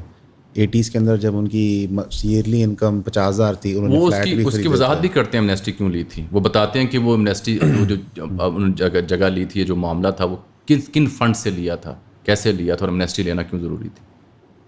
میرا ویسے یہ خیال ہے کہ جب آپ کا اس سے پہلے بیان ہو کہ جی ایمنسٹی جو ہے وہ ہوتی ہی کرپٹ پیسے کو وائٹ کرنے کے لیے, اور پھر آپ ایمنسٹی لے لیں. میں اسی لیے کہتا ہوں کہ خان صاحب کے اپنے کال فیل میں جب تضاد آتا ہے نا, جب فیکٹ چیک والے پھر ان کی اسٹیٹمنٹ ان کے سامنے لا کے رکھتے ہیں تو وہاں گڑبڑ ہوتی ہے. ادروائز آپ ان کی پرسنل لائف کی بات جو کر رہے تھے مال پریکٹس کی, اس کے اوپر میں اسٹیٹمنٹ دے رہا تھا کہ نہیں, میرا نہیں خیال کہ وہ ذاتی طور پر کرپٹ ہے. بالکل. اصل میں ایک جو دقت ہوتی ہے, کال فیل میں سیاست میں 1000 اعتراض ہیں, لیکن آپ کو یہ لگتا ہے کہ میں نے ابھی مثال آپ کو دی تھی ٹیررسٹ کے حوالے سے, میں نے ابھی آپ کو مثال دی تھی دیگر پولیٹیکل فیصلوں کے حوالے سے. اجل بھائی اس میں آپ کو یہ لگتا ہے کہ خان صاحب شاید پھر اتنے نیگلیجنٹ ہیں کیونکہ ان کی جماعت میں تو کرپشن ہو رہی تھی، مثلا کہ جو شوگر کارٹیل تھا ان کی جماعت میں اسی طرح آپریٹ کر رہا تھا، ٹبیکو کارٹیل اسی طرح آپریٹ کر رہا تھا. شبر زیدی صاحب نے کافی دفعہ کو رلایا کہ ہمیں پالیسیز بنانی چاہیے ٹبیکو انڈسٹری کو ریگولرائز کرنے کے. یہ بہت بڑا ایشو ہے کہ آپ کی 80% جو ٹبیکو یہاں لوکلی پروڈیوس ہو کے بک رہی ہے وہ اللیگلی بک رہی ہے، وہ مارکیٹ کیپ پہ بک ہی نہیں رہی. خاص صاحب اس دور میں آئی تھنک جو یہ آپ جنہیں کارٹلز کہہ رہے ہیں، میں انہیں کہوں گا کہ کچھ مجبوریاں چونکہ دیکھیں پاکستان میں سیاست اگر آپ نے کرنی ہے تو آپ کو فائنینسر بھی چاہیے، آپ کو طیارے والا بھی چاہیے،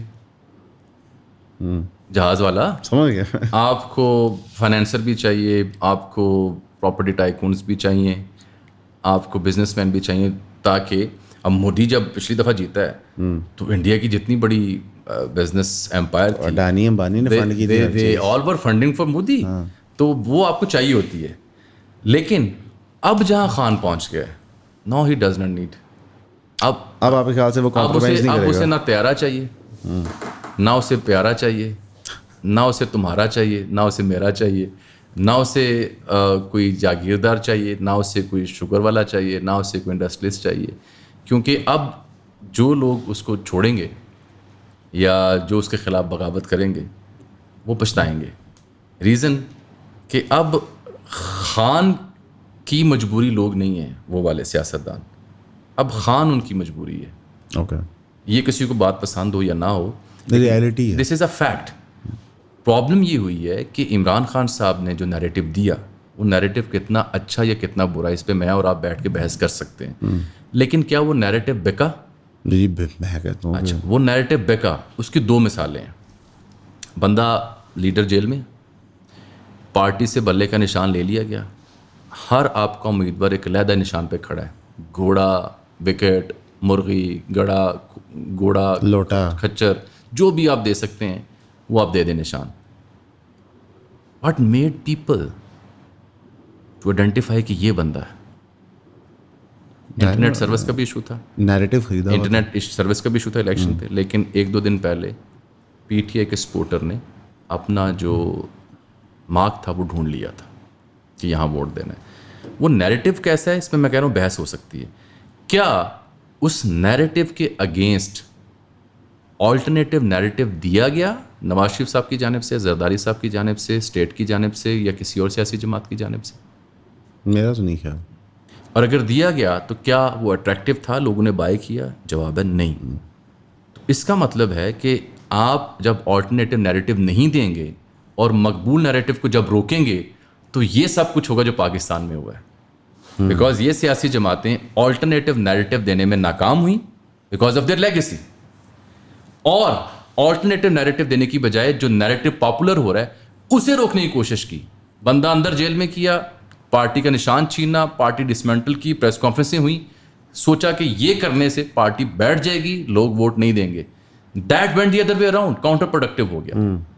آپ نے الیکشن سے پہلے 3 کیسز ڈال دیے، ادھر کا کیس بھی ڈال دیا. مجھے ایک آپ کے جاننے والے ایک بزنس مین ہے، پراپرٹی سے ان کا تعلق ہے، آپ ذکر بھی کر رہے تھے ان کا، تو وہ حالانکہ خود I think pro P M L N ہے شاید، جی وہ نہیں، وہ بڑے بھائی کے ساتھ چلے جہاں بھی ہوتے ہیں، لیکن پرو پی ایم ایل این نہیں ہوں گے نا.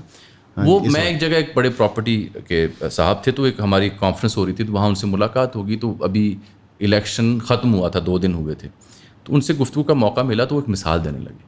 وہ کہنے لگے بھائی ہم ساڈے پنڈاں چ اگر کتے قتل ہو جائے نا تو پورا پنڈ مقتول دے گھر چلا جاتا ہے دشمنیاں بھلا کے کہ ہائے ہائے بڑا ظلم ہو گیا، جوان منڈا مار دیتا ہے.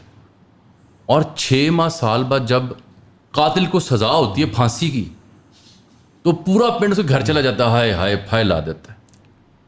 تو میں نے کہا جس کا مطلب کیا ہے، آپ کیا کہنا چاہ رہے ہیں؟ انہوں نے کہا جی یہ ہماری قوم کی نیچر ہے سمپتھی کی. تو اگر آپ الیکشن سے 1 دن پہلے کہہ رہے ہیں نکاح بھی غلط ہے، اور جناب توشہ خانہ میں بھی سزا سنا دی ہے، اور سائفر میں بھی سزا سنا دی ہے، تو کچھ اور ہو نہ ہو لوگوں نے کہنا ہائے ہائے الیکشن سے پہلے نکاح بھی بات ہے. تو مجھے ان کی بات بڑی اپیل کی. اینڈ دین میں نے کہا یار اس بات کو بائی کرنے کی بجائے let me go out and see کہ کیا لوگوں کے ہاں یہ فیکٹر بھی تھا. تو میں نے کچھ لوگوں سے بات کی لاہور میں بھی, جہاں آگے پیچھے گھومنے پھرنے کا موقع ملا. ایک تو جو لوگ ان کا نیریٹو بائی کر چکے تھے وہ تو اپنی جگہ کھڑے تھے, لیکن میں نے پرٹیننٹ سوال کیے لوگوں سے کہ کیا یہ فیکٹر کے الیکشن سے پہلے ہفتے 10 دن کے اندر جو 3 سزائیں ہوئیں اس نے کو آپ کو پرووک کیا؟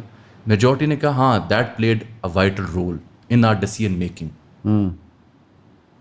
ٹھیک ہے, اب مجھے اچھی طرح یاد ہے خان صاحب کے نیریٹو کی آپ بات کریں, جب ٹرمپ صاحب آ رہے تھے نا, ڈونلڈ ٹرمپ امریکہ میں, تو میں امریکہ میں ایک فیلوشپ کر رہا تھا اسٹیٹ ڈپارٹمنٹ کی. سو مجھے ایک یونیورسٹی ہے امریکہ میں, نیو یارک کے پاس, سیراکیوز یونیورسٹی, بڑی ٹاپ ناچ یونیورسٹی ہے اور شاندار, وہ یونیورسٹی ٹاؤن ہے, وہ اپنی بجلی خود پیدا کرتے ہیں. تو وہاں ایک پروفیسر صاحب تھے, ان کے اسٹوڈنٹس جو تھے وہ ڈیٹا سائنس کے پروفیسر تھے. ان کے اسٹوڈنٹس رائٹرز میں اور بڑی بڑی اداروں میں ہاتھوں ہاتھ لیے جاتے تھے. اچھا, تو وہ بندہ تھا جس نے پرائمریز میں ٹرمپ کے بارے میں کہہ دیا کہ یہ نہ صرف ریپبلکن کا پریزیڈینشیل کینڈیڈیٹ ہوگا بلکہ یہ الیکشن بھی جیت جائے گا. اچھا, اور اس بندے کو, اب I am missing his name, میرے نوٹس میں کہیں لکھا ہوگا یا میرے کچھ تحریر میں کسی کالم میں پڑھا ہوگا. So I eagerly wanted to see that man کہ جس نے پرڈکٹ کیا. جب اس نے پرڈکٹ کیا تو اسے لوگوں نے کہا بے وقوف ہے, پاگل, اس کا دماغ خراب ہو گیا. ڈونلڈ ٹرمپ کا ابھی ریپبلکنس نے اسے نامینیٹ بھی نہیں کیا. بہت شروع کی بات ہے, پریزیڈینشیل پہلے امریکہ میں پریزیڈینشیل دوڑ جو ہوتی ہے پہلے پارٹی کے اندر ہوتی ہے, پہلے پرائمری ہوتے ہیں پارٹی کے, پھر آگے جاتے ہیں. تو اس نے کہا یہ بندہ جیتے گا. اب نوئنگ ٹرمپ ریسلنگ رنگ میں اس کی حرکتیں دیکھ لیں یا دیگر معاملات میں دیکھ لیں, بڑا آپ کہیں گے چھچورا ٹائپ آدمی. حالانکہ ایک بات بتاؤں, Donald Trump does not drink. نہیں شراب, اس کا بڑا بھائی الکوہولک تھا, اس کو دیکھ کے اس نے فیصلہ کیا یہ میرے لیے. ہی ڈز ناٹ اسموک ادھر, نہیں, دیگر شوق ہے ان کے. وہ اچھا, تو اس نے جب ڈونلڈ ٹرمپ کو یہ کہہ دیا کہ یہ جیتے گا تو اس کو لوگوں نے پاگل کہا, بٹ جب اس کی پریڈکشن درست ہوئی تو وہ بندہ ٹاک آف دی ٹاؤن بنا. میں اس سے ملنے کے لیے چلا گیا, میں نے بڑی ریکویسٹ کی, سیراکیوز کا ہمارا ایک وزٹ تھا تو میں چلا گیا. اس بندے نے مجھے کہا میں فلاں پارک میں واک کر رہا ہوں گا اپنے پیٹس کے ساتھ, تو آ جاؤ. ای میل کے ذریعے بات ہوئی, میں چلا گیا. اس نے کہا 15 منٹ آپ کے پاس. تو مین ویل جو ہے نا میرے کتے اور جو ہے نا ان کی بھی حفاظت تم نے کرنی ہے اور ساتھ میں تمہاری باتوں کا جواب دوں گا. اگر تم انہیں پکڑ لو تو میں پھر اٹینشن دے سکوں گا, ورنہ پھر میں نے کہا sir what made you to product. میں یہ سمجھنا چاہ رہا ہوں کیونکہ میں بھی اسٹوڈنٹ آف کمیونیکیشن سائنسز ہوں, میں نے بھی جرنلزم پڑھا ہے, میس کام پڑھا ہے, تو مجھے خواہش ہے کہ میں آپ سے سیکھوں. تو اس نے, کیونکہ وہ ڈیٹا جرنلزم کا بندہ تھا, اس نے کہا ڈونلڈ ٹرمپ نے جو اپنی پہلی 1-2 اسپیچز کی نا, اس میں 8 ایسے ورڈز تھے جو میرے لیے سمجھنے لیے کافی تھے کہ یہ پرویل کر جائیں گے. اور ہلری کے پاس بدلے میں ڈپلومیٹک اسٹیٹمنٹس, انٹرنیشنل ریلیشنس اور وغیرہ وغیرہ کی باتیں تھیں جو بڑی مناٹنس سی باتیں تھیں. میں نے کہا جی وہ کیا تھے؟ اس نے کہا امریکہ میں جو رسٹ اسٹیٹس ہیں, وہ اسٹیٹس جہاں پہ انڈسٹری کو رسٹ لگ چکی ہے, اس نے اس کو آئیڈینٹیفائی کیا کہ یہاں انڈسٹری کو رسٹ لگ چکا ہے. اب ہم اسٹیٹ ڈپارٹمنٹ جاتے ہیں تو وہاں پہ جو پاک امریکہ جو جھنڈا دیتے ہیں نا لگانے کے لیے, اس کے پیچھے لکھا ہوتا ہے میڈ ان چائنا. تو ٹرمپ کی سوچ اس میں جڑی ہوئی تھی کہ یار اگر حبشہ چائنا سے ہے تو میری انڈسٹری جو رسٹ لگ چکی ہے اس کو کیوں نہ ریہیبلیٹیٹ کروں, میں ریجوینیٹ کروں. ایک یہ بات. پھر ریڈ نیک جو امریکن ہے ٹپیکل, اس کو ٹچ کیا اس نے. پھر امیگرینٹس کے ایشو کے اوپر جو میکسیکن وال تھی اس کو ٹچ کیا اس نے. امریکہ فرسٹ, یہ 4-5 موٹی چیزیں, اور افغان وار کے اوپر بڑی کلیئر اسٹیٹمنٹ اس نے لی ہوئی. افغان ٹھیک, یہ 5-6 چیزیں مجھے یاد ہیں جو اس نے پن پوائنٹ کی. مور اور لیس ایسی 5-6 چیزیں جناب عمران خان صاحب کی مقبولیت کی معراج بھی ہیں.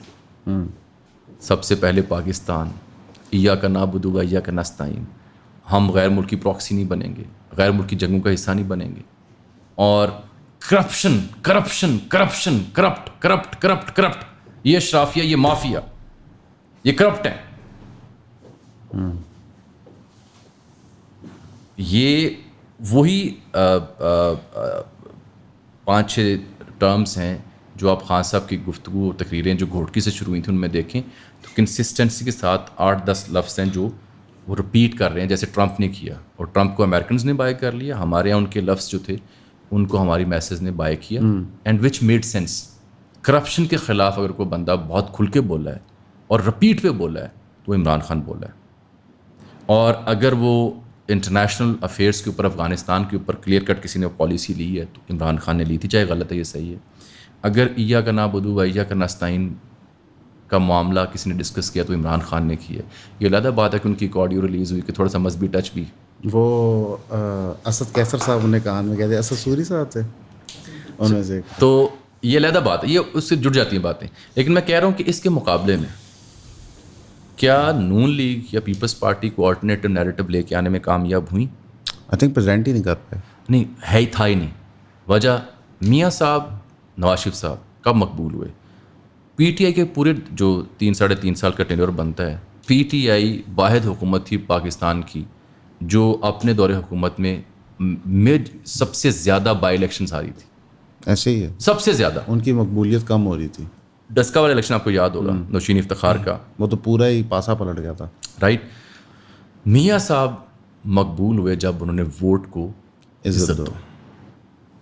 ووٹ کو عزت دو. ایک پنجابی سیاستدان جس کی سیاست کا آغاز کہاں سے ہوتا ہے سب کو پتہ ہے. ہمارے ملک میں اکثر سیاستدانوں کی سیاست کا آغاز وہیں سے ہوتا ہے. یہ کہنا کہ نہیں فلاں پوتر ہے نہیں اور فلاں جو ہے وہ پوتر نہیں ہے, غلط بات. وہ میرا کتا ٹامی ہے. ہاں نہیں, ایسے ایک وہ بندہ جو جس کی سیاست جہاں سے شروع ہوئی, وہ بندہ اگر کہہ رہا ہے ووٹ کو عزت دو, تو فرام ود ان پنجاب اگر پنجابی رہنما یہ بات کر رہا ہے تو یہ بہت بڑی کائنیٹک چینج تھی پاکستان کے پولیٹیکل لینڈسکیپ میں. اینڈ دیٹ میڈ ہم پاپولر. بٹ جیسے ہی اس نعرے سے پیچھے ہٹا گیا اور لندن پلان آ گئے اور معاملہ فہمی ہو گئی اور ساڈی گل ہو گئی ہے, تو پھر وہ شے ختم ہو گئی, وائپ آؤٹ ہو گئی. اور اس کی جگہ وہ سمپتھی فیکٹر آ گیا جو میں نے آپ کو مثال دی قاتل مقتول والی اور خان صاحب کے نیریٹو والی. آئی تھنک خان صاحب کے نیریٹو میں ایک سب سے امپورٹنٹ شے تھی سوشل میڈیا, ڈیجیٹل میڈیا. اور یہ ہماری اسٹیبلشمنٹ اور ہماری جو روایتی پولیٹیکل پارٹیز ہیں دونوں بڑی, یہ سوشل میڈیا کی اہمیت کو ماننے سے انکاری رہی ہیں. بیسٹ الیکشن سے پہلے فرنٹ پیج کے جو اشتہار تھے اخبار کے, نون لیگ کے جو لے آئے, وہ دینے کی ضرورت تھی نہیں. بلا وجہ ویسے کس نے اخبار دیکھنا ہے اور کیوں دیکھنا ہے؟ جہاں انویسٹمنٹ کرنی چاہیے تھی, جس پلیٹ فارم کو یوز کرنا چاہیے تھا, اس کے اوپر اب آ رہے ہیں ٹک ٹاک کے ذریعے یا دیگر چیزوں. وہ تو اب کہتے ہیں ٹک ٹاک کی چیف منسٹر کہتے رہے, لیکن اب آ رہے ہیں نا. آپ کے پاس کاؤنٹر نیریٹو نہیں تھا, آلٹرنیٹو نیریٹو. آپ نے ان میڈیمس کو بہت دیر سے ایکسیس کیا ہے. دس از دا میجر ریزن.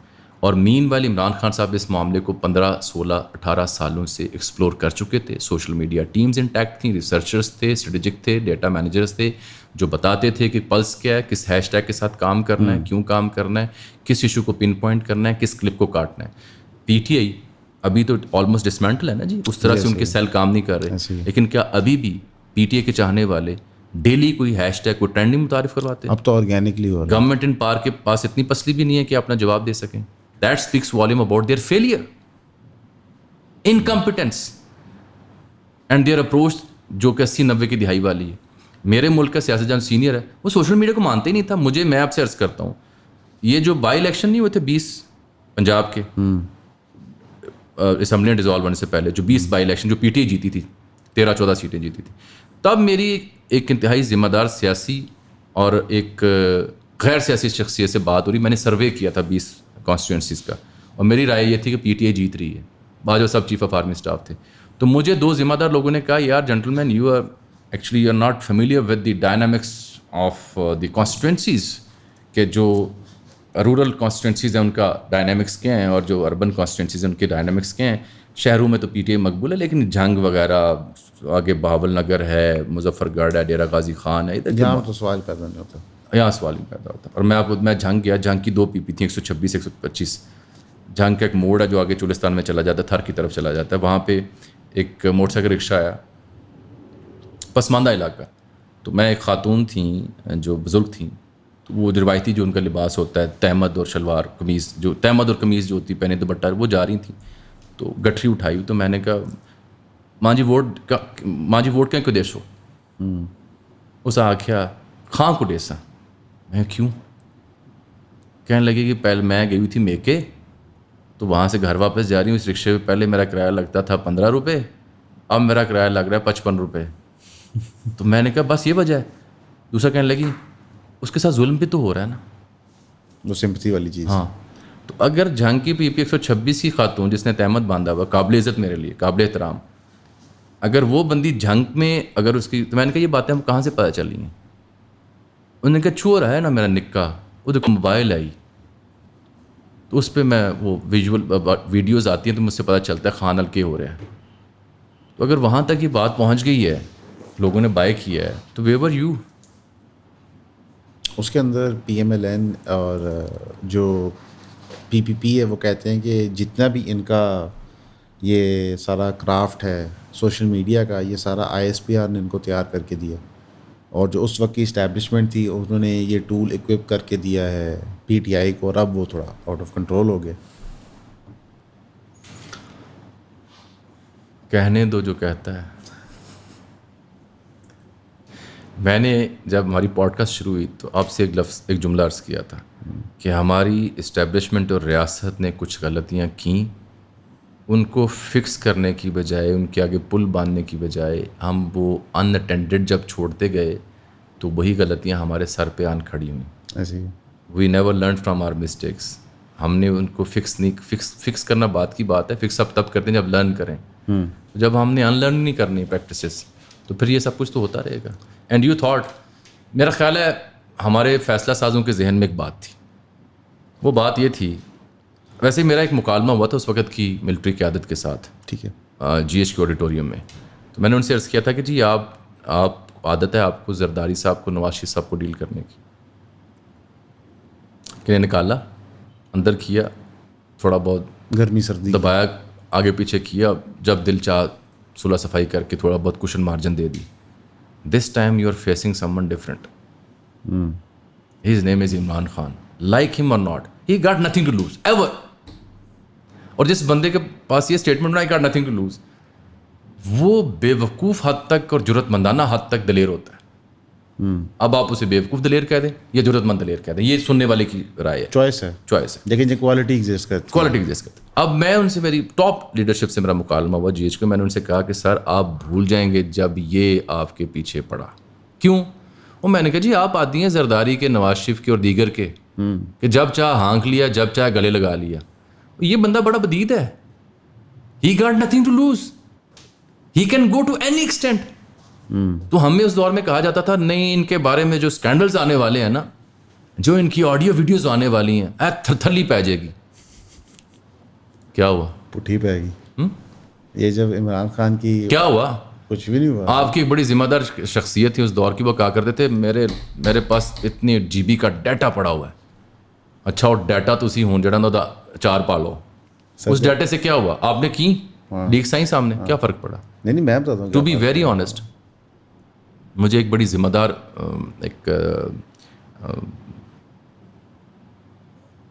جب یہ آڈیو لیکس کا سلسلہ شروع ہوا نا, تو ایک پی ٹی آئی کی بڑی ڈائی ہارڈ قسم کی فین, پڑھی لکھی خاتون, جو کہ اکیڈمک سے ان کا تعلق ہے اور کراچی سے ان کا تعلق ہے. تو میری ان سے ایک دفعہ بات ہو رہی, کچھ لوگ ایم کیو ایم کے بیٹھے ہوئے, پی ٹی آئی کے بیٹھے, آڈیو لیکس کا جرنلسٹ بیٹھے ہوئے, تو میں نے ان سے پوچھا جی یہ ان کا امپیکٹ کیا ہو رہا ہے؟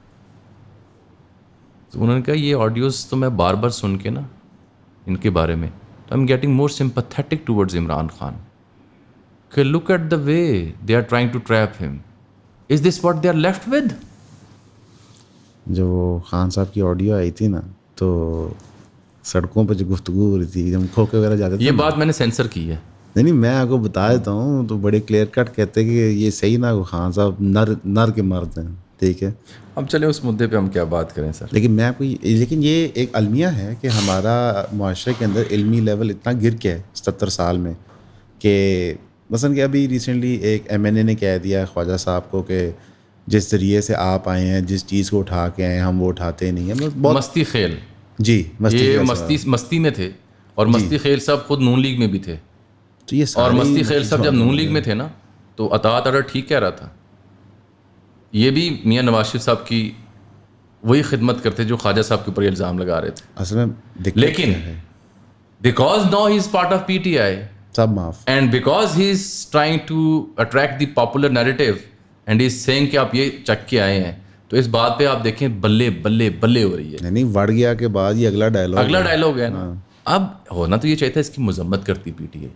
میرا خیال ہے ان کو خود سسپینڈ کر دینا چاہیے سے, اسپیکر نے کیا نا for the on going session. ہاں وہ تو چلو اس کی مجبوری تھی, لیکن ایسی چیزوں کو اب انکریج کیا جاتا ہے, اور ہماری جو معذرت کے ساتھ سننے والے دیکھنے والے ہیں نا, وہ بھی میری اور آپ کی سنجیدہ گفتگو کہیں یار کیا بورنگ گفتگو کر رہے ہیں, کوئی چسکا ہی نہیں, کوئی فلیور نہیں, کوئی ٹوٹا نہیں نکلیا جو کوئی گال نہیں نکلی, کوئی لطیفہ, کوئی الزام, کوئی ایسی اس نے مثلا کہ اجمل جامی نے فلاں سیاستدان کی بینڈ بجا دی, ایسی گال ہی نہیں کی تھی. ٹھیک ہے, نہ آپ نے کوئی کنٹروورشل اسٹیٹمنٹ خود جاری کی. تو یہ مستی خیل صاحب کی جو مستی والا معاملہ تھا نا, اس کے اوپر تو میں نے انہیں تجویز کی گفتگو کرتے. میں نے کہا سر آپ یہ بھی تو کہہ سکتے تھے کہ آپ فلاں کی گود میں بیٹھ کے آئے ہیں, آپ فلاں کی انگلی پکڑ کے آئے ہیں. میں نے کہا اور کچھ نہیں, آپ فیصل واٹا کی طرح بوٹ لہرا کے اس کے تسمے کہتے ہیں ان پہ لٹک کے آئے ہیں. تو یار کو مہذب الفاظ سے استعمال کر لیتے. یعنی میں مستی خیل صاحب سے میرا ایک سوال ہے, کیا مستی خیل صاحب یہ بیان اپنے گھر میں بیٹھ کے اہل خانہ کے سامنے دے سکتے ہیں؟ دے دیں گے سر, نہیں دیں گے, دیں گے سر, وہ نہیں دیں گے. یہ جس علاقے سے بھکر سے تعلق رکھتے ہیں نا, ان کی بڑی ریت روایات ہیں. یہ سب کچھ صرف ہمارے لیے ہے سر, یہ انٹرٹینمنٹ کے لیے ہے. پچھلے 10-12 سال میں نا ریت روایتیں ہم نے سب کی دیکھ لی ہیں.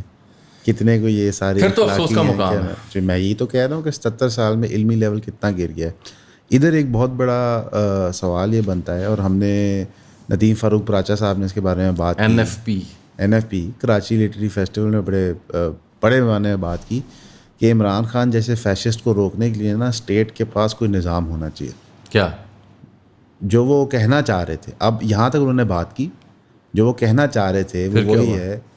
اس کے بعد پھر ان کو سمجھ آئے گا کہ جو میں بات کرنے لگا وہ غیر جمہوری ہے, پھر وہ چپ کر کے کہ بیسکلی کوئی اسٹیبلشمنٹ ہونی چاہیے جو چیک رکھ سکے کہ یہ بندہ ملک کے لیے اچھا ہے یا نہیں ہے. کیوں یہ بات عوام کیوں نہ فیصلہ کریں؟ وہ اس کی وجہ ہے نا کہ ہمارے ہاں جو لوگ جمہوریت کے علامتدار بھی بنتے ہیں اکثر لبرل طبقے کے لوگ ہوتے ہیں. ڈیپ ڈاؤن آپ کو ایک سچی بات بتاؤں, بڑا قریب سے دیکھا ان سب سیاستدانوں کو پچھلے 15-16 سالوں میں, بڑے قریب سے. وہ کہتے ہیں نا انگریزی دا دا تے پنجابی دا دا جتھے لگے لا دیو. میرے ملک کے سیاستدانوں کا بھی یہی حال ہے. لیکن ندیم فاروق صاحب تو انٹلیکچوئل ہیں. کرسی اس میں بات کرسی کے لیے یہ انگریزی کا دا اور دوسرا دا جب لگے گا یہ لگا دیں گے. ٹھیک ہے, ورڈ کی جمہوریت یہ بس برائے نام کی جمہوریت ہوتی ہے ان کے ذہنوں میں, اصل ہدف کچھ اور ہوتا ہے. جب تک یہ چاروں سیاستدان ایک دوسرے کے ہاتھ مضبوط نہیں کریں گے نا, سیاسی جماعتیں خود نہیں مل بیٹھیں گے, تب تک یہ کسی کا رستہ نہیں روک سکتے.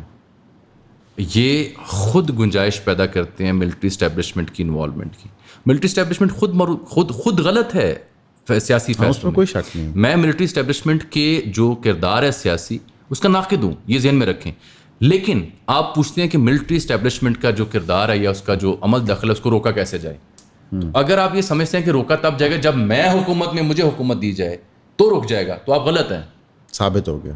اب غلط ہیں. عمران خان صاحب بھی نہیں روک سکے, نواز شریف صاحب نہیں روک سکے. اس کا حل یہ ہے کہ جب یہ سیاسی جماعتیں آپس میں بیٹھیں گی نا اور آپس میں ایک کمرے میں بند ہو جائیں, ایک دوسرے کا گلا پھاڑ دیں, بال نوچ دیں, لیکن طے یہ کریں کہ ہم جب باہر نکلیں گے نا تو یہ 5 نقطے, الیکشن فری اینڈ فیئر ہوں گے, ایک دوسرے کے مینڈیٹ کو تسلیم کیا جائے گا, الیکشن کمیشن ایسا ہوگا, عدلیہ ایسی ہوگی, ملٹری کا رول یہ ہوگا, یہ طے کر کے نکلیں. اور اس کے اوپر آ کے پبلکلی اناؤنس کریں یہ ہو چکا ہے. جس دن میرے ملک میں یہ ہو گیا اس دن یہاں سیاسی استحکام آ جائے گا. لیکن ایسا ہوتا دکھائی نہیں دیتا کیونکہ ہر ایک کو اپنی باری کا انتظار ہوتا ہے. جو آج جیل میں ہے کل ہو سکتا ہے کسی کا منظور نظر ہو, اور جو آج منظور نظر ہے ہو سکتا ہے کل وہ جیل میں ہو. نون لیگ والے تو ابھی بھی کہتے ہیں سانو نہیں پتا ساڑھے کل کی ہونا ہے. آئی تھنک وہ جب فائنانس منسٹر انٹیریئر منسٹر ان کی مرضی کا نہیں تھا, ان کو سمجھ آ گئی کتنی کو ہماری گورنمنٹ ہے. لیکن مساق جمہوریت ہوا تھا, لیکن اسی ٹینیور میں مساق جمہوریت کے بدلے میں کیا جنم لیا؟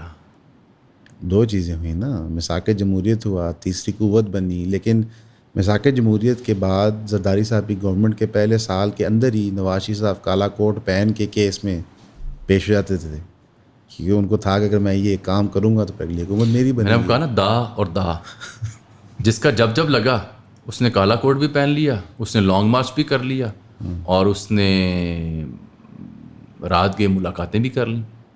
اچھا وہ ڈکی میں بیٹھ کے جانے والی بات غلط ہے ویسے, کیونکہ مجھے ایک اینی شاہد نے بتایا جو فیسیلیٹیٹر تھا اس ملاقات کا, یہ کس کے بارے میں الزام تھا ڈکی میں بیٹھ کے جاتے تھے؟ عمران خان صاحب کے بارے میں. یہ انہوں نے لگایا نا جی, نون لیگ نے لگایا. اور شہباز صاحب کے بارے میں بھی کچھ ایسے اسٹیٹمنٹ, دونوں کے بارے میں الزام لگے. سر واللہ عالم کون ڈکی میں بیٹھا ہے؟ آجا ڈکی میں کوئی نہیں بیٹھا, یہ میں آپ کو مصدقہ خبر دے رہا ہوں. اچھا پکی خبر. ہاں ڈکی میں بیٹھ کے نہیں گئے, یہاں بریکنگ ہوئی ہے, ڈگی میں کوئی نہیں تھا. ڈکی میں بیٹھ کے نہ نواز شریف صاحب گئے ہیں, نہ شہباز شریف صاحب گئے ہیں, نہ عمران خان صاحب گئے ہیں. ٹھیک ہے. وجہ یہ ہوتی ہے کہ جب اگر آپ ڈکی میں بیٹھ کے جا رہے ہیں نا تو بالخصوص آپ آرمی چیف سے جب ملنے جا رہے ہیں تو جگہ جگہ چیک پوسٹ ہیں, انٹرنس پہ بھی ناکے ہیں اور اسٹاف ٹرینڈ ہے, اس نے ڈگی ضرور چیک کرنی ہے, ہر گاڑی کھولنی ہے. ہاں ڈگی ضرور چیک کرنی ہے. تو اصل خبر یہ کہ وہ ڈگی میں نہیں, جو ڈرائیور کے پیچھے والی سیٹ ہے وہاں لیٹ کے گئے ہیں, جو بھی ہے میں نے کہا آپ کو خبر دے دیں وہ لیٹ کے گئے ہیں ڈگی میں. ڈگی والی بات ٹوٹل غلط ہے. اصل میں یہاں پہ نا اور یہ بات کہ فلاں ملا فلاں ملا فلاں نہیں ملا, سب ملے. ہاں اسد عمر جو ہے, زبیر صاحب اپنی ملاقاتوں کا ذکر کرے نا, نواز شریف والی, مریم والی اپنی, ووٹ آف نو کانفیڈنس سے پہلے اسد عمر خود 10-12 بار ملے جنرل باجوہ سے. ایک ملاقات کی تو انہوں نے میرے ساتھ آن ایئر تصدیق بھی کی. اصل میں جب انفارچونیٹلی جس طرح میں اور آپ ایک کھلی بات کر رہے ہیں نا, جو اندر ہے باہر اگل رہے ہیں, سیاستدان انہیرنٹلی گرگٹ ہوتا ہے, نیگیٹو سینس میں نہیں کہہ رہا.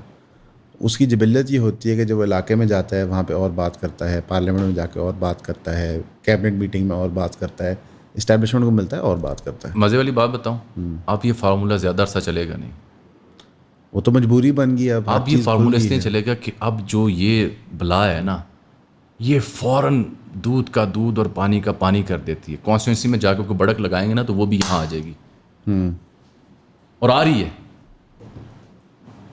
لوگوں کی ویڈیوز نکل رہی ہیں بہت ساری. اصل میں بھی کچھ ابھی تو شکر کریں صرف مائک کے آگے گفتگو کرنے کی ویڈیوز ہیں, نہیں اور بھی بڑے معاملات آ رہے ہیں. ہاں ابھی شکر کریں اتنی ویڈیوز ہیں بس. اصل میں کچھ جرنلسٹ کے نام لوں گا, آپ نے ایک ورڈ میں اپنا اوپینین کے بارے میں دینا ہے. ہاں میں کوئی تیز سوال کرو. تیز نہیں, آرام آرام سے کروں گا, میری تو کوئی جلدی نہیں. بسم اللہ. حامد میر صاحب. حامد میر صاحب اپنا آنیسٹ اوپینین دینا. آنیسٹ, میرا ان سے ذاتی تعلق ہے اور اس کی کئی نسبتیں ہیں.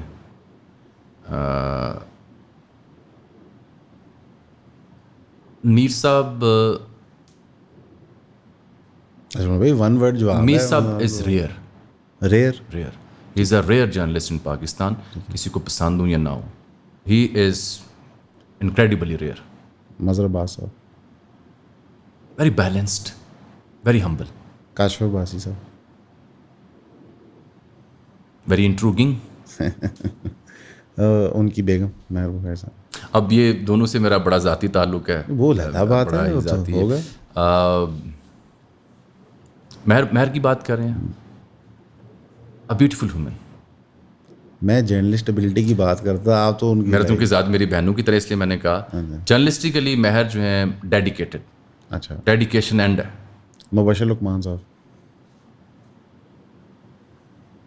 بشر بھائی جو ہے نا کمال کے شرارتی, رنگ باز اور فنکار ہیں اور پہنچے ہوئے ہیں. اچھا پہنچی سرکار ہے. اقرار الحسن.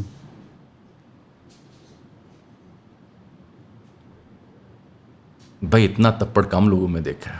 اچھا, ہر لحاظ سے. نوٹ کر لیں اقرار بھائی, انہوں نے کہا. اقرار بھائی از امیزنگ. اور اقرار بھائی کیا منصور علی خان اتنا تپڑ بڑے کم لوگوں میں جو میں اقرار میں دیکھا. اچھا, دیکھیں نا کہاں نہیں ٹکر گیا. جو بندہ شف کو شف کروا دے نا, میں تو اس کو سلام پیش کروں گا. نہیں وہ اچھا کام. یہ جملہ جو ہے نا میرا, یہ آپ ضرور آنر کیجئے کہ جو بندہ شف سرکار سے آڈا لا لے نا اور اس کو ایکسپوز کر دے, میرے نزدیک اس نے اتنی بڑی نیکی کی ہے کہ اگر ان کے اوپر کوئی اور بھی کوئی پاپ ہوں گے دھل گئے ہوں گے انشاءاللہ. سو دیٹ, اس کے لیے میں کہہ رہا ہوں کہ اتنا تپڑ بڑے کم لوگوں میں ہے جتنا اقرار صاحب میں. منصور علی خان صاحب. منصور صاحب بہت بڑی اگزامپل ہیں محنت کی, ڈیڈیکیشن کی, ریسرچ کی. اور سم ہاؤ آپ دیکھیں منصور صاحب کے ہاں ایک بات بڑی خاص ہے, وہ یہ کہ اگر وہ پی ٹی اے کے اوپر تنقید کر رہے ہیں تو وہ نون لیگ کے اوپر بھی تنقید کر رہے ہیں. ایسا نہیں ہے کہ وہ یک طرفہ ٹریفک کو, نہیں ون سائڈ نہیں ہوتا ان کا معاملہ. عمران ریاض صاحب. عمران ریاض خان صاحب از آلسو این ایگزامپل. جو مقبولیت کی معراج پاکستان میں انہوں نے اپنی پولیٹیکل اوپینین کی بیس پہ لی, وہ بڑی ریئر ہے. عمران ریاض خان صاحب نہ صرف انتہائی محنتی شخص ہیں بلکہ انتہائی خوش بخت شخص بھی ہیں. اور ایک پہلو ان کی شخصیت کا جو لوگوں کو بہت کم پتہ ہے, ان سے زیادہ میں نے انسان دوست اور نیکی کرنے والا بندہ کم دیکھا ہوا ہے. لوگ تو ہمارے ہاں سیاستدان ہوں, میڈیا ہو, بیوروکریٹ ہوں, ان کو بڑی ان کے یہاں بڑی وہ ہوتی ہے نا کہ ایٹیٹیوڈ ہوتا ہے. نہیں, ان کے یہاں یہ بڑا ہوتا ہے کہ میں نے کار خیر کے لیے یہ کیا, اچھا میں نے یہ کیا. عمران ریاض کی سیاسی اوپینین سے اختلاف ضرور ہوگا, لیکن ان سے زیادہ خیر کرنے والا بندہ میں نے کم دیکھا ہے. بھلائی لوگوں کی اور مشکل میں مدد لوگوں کی, دوستیاں نبھانے کے لیے.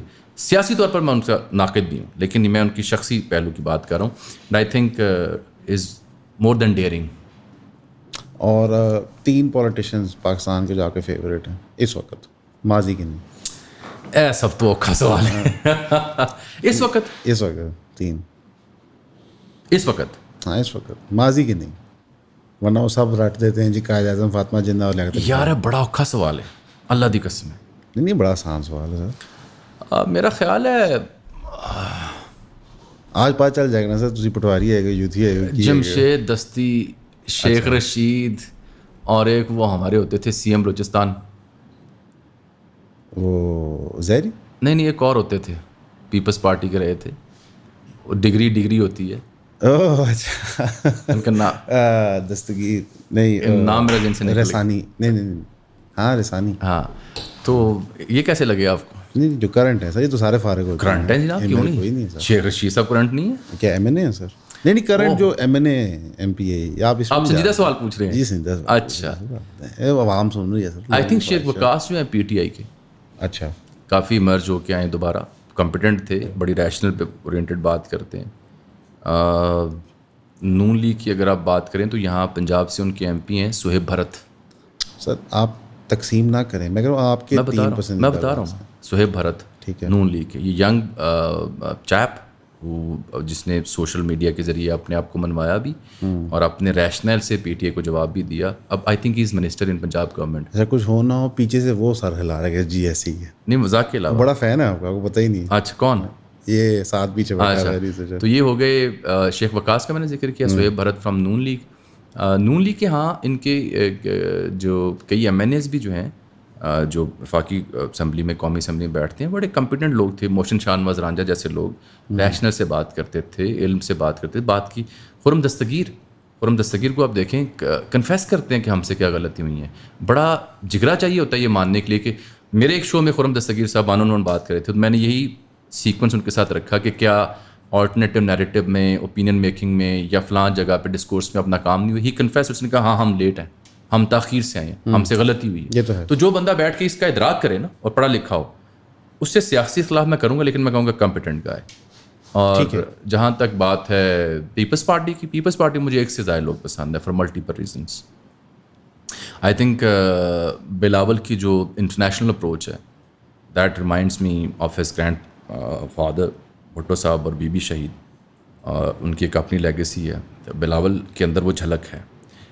اس کے علاوہ قمر زمان قاہرہ صاحب, ہمیشہ جو ظرف قاہرہ صاحب کے اندر ہے, ندیم افضل چند بالخصوص اور قمر زمان قاہرہ, یہ 2 لوگ ایسے ہیں کہ ان کے ساتھ, چند صاحب سے تو میری خیر ذاتی شناسائی بھی ہے, کہ ان کے ساتھ آپ جتنا مرضی اختلاف کر لیں, یہ خندہ پیشانی سے بڑے اچھے طریقے سے اس کو بیئر کریں گے اور دل میں بغض نہیں رکھیں گے. ان لائک بڑی سیاسی جماعتوں کچھ رہنما کہ اگر آپ نے ان کو لتاڑ دی ہے تو پھر فون کرن گے تاڈا جب منڈا نہیں ہے گا ٹھیک کر لو, ٹھیک نہیں ہے گا.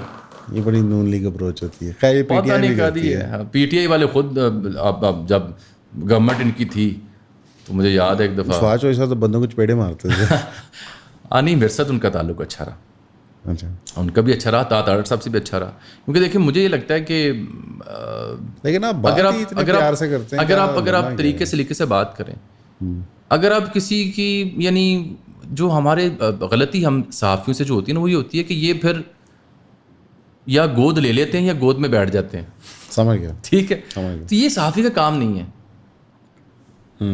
اور پھر ان پہ پھر اعتراض آتا ہے کہ آپ نے فلاں دور میں یہ کیا, فلاں دور میں یہ کیا, پھر اس کا جواب نہیں ہوتا.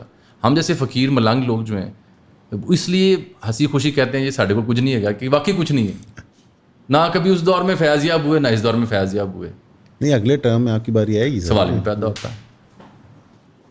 مجھے میں واقعہ سناتا ہوں. مجھے 2008 سے 13 کے بیچ جو حکومت تھی, اس حکومت میں ایک اسٹینڈنگ کمیٹی تھی سینٹ کی, اس کے بڑی اہم اسٹینڈنگ کمیٹی تھی, اس کے ذمہ دار تھے. تو ایک ملاقات ہوئی, میں ان دنوں دنیا ٹی وی میں ہوتا تھا اور ایک میں ٹاک شو کیا کرتا تھا وہاں پہ, کیونکہ جو اینکر تھے وہ جا چکے تھے تو مجھے ذمہ داریاں دی گئیں.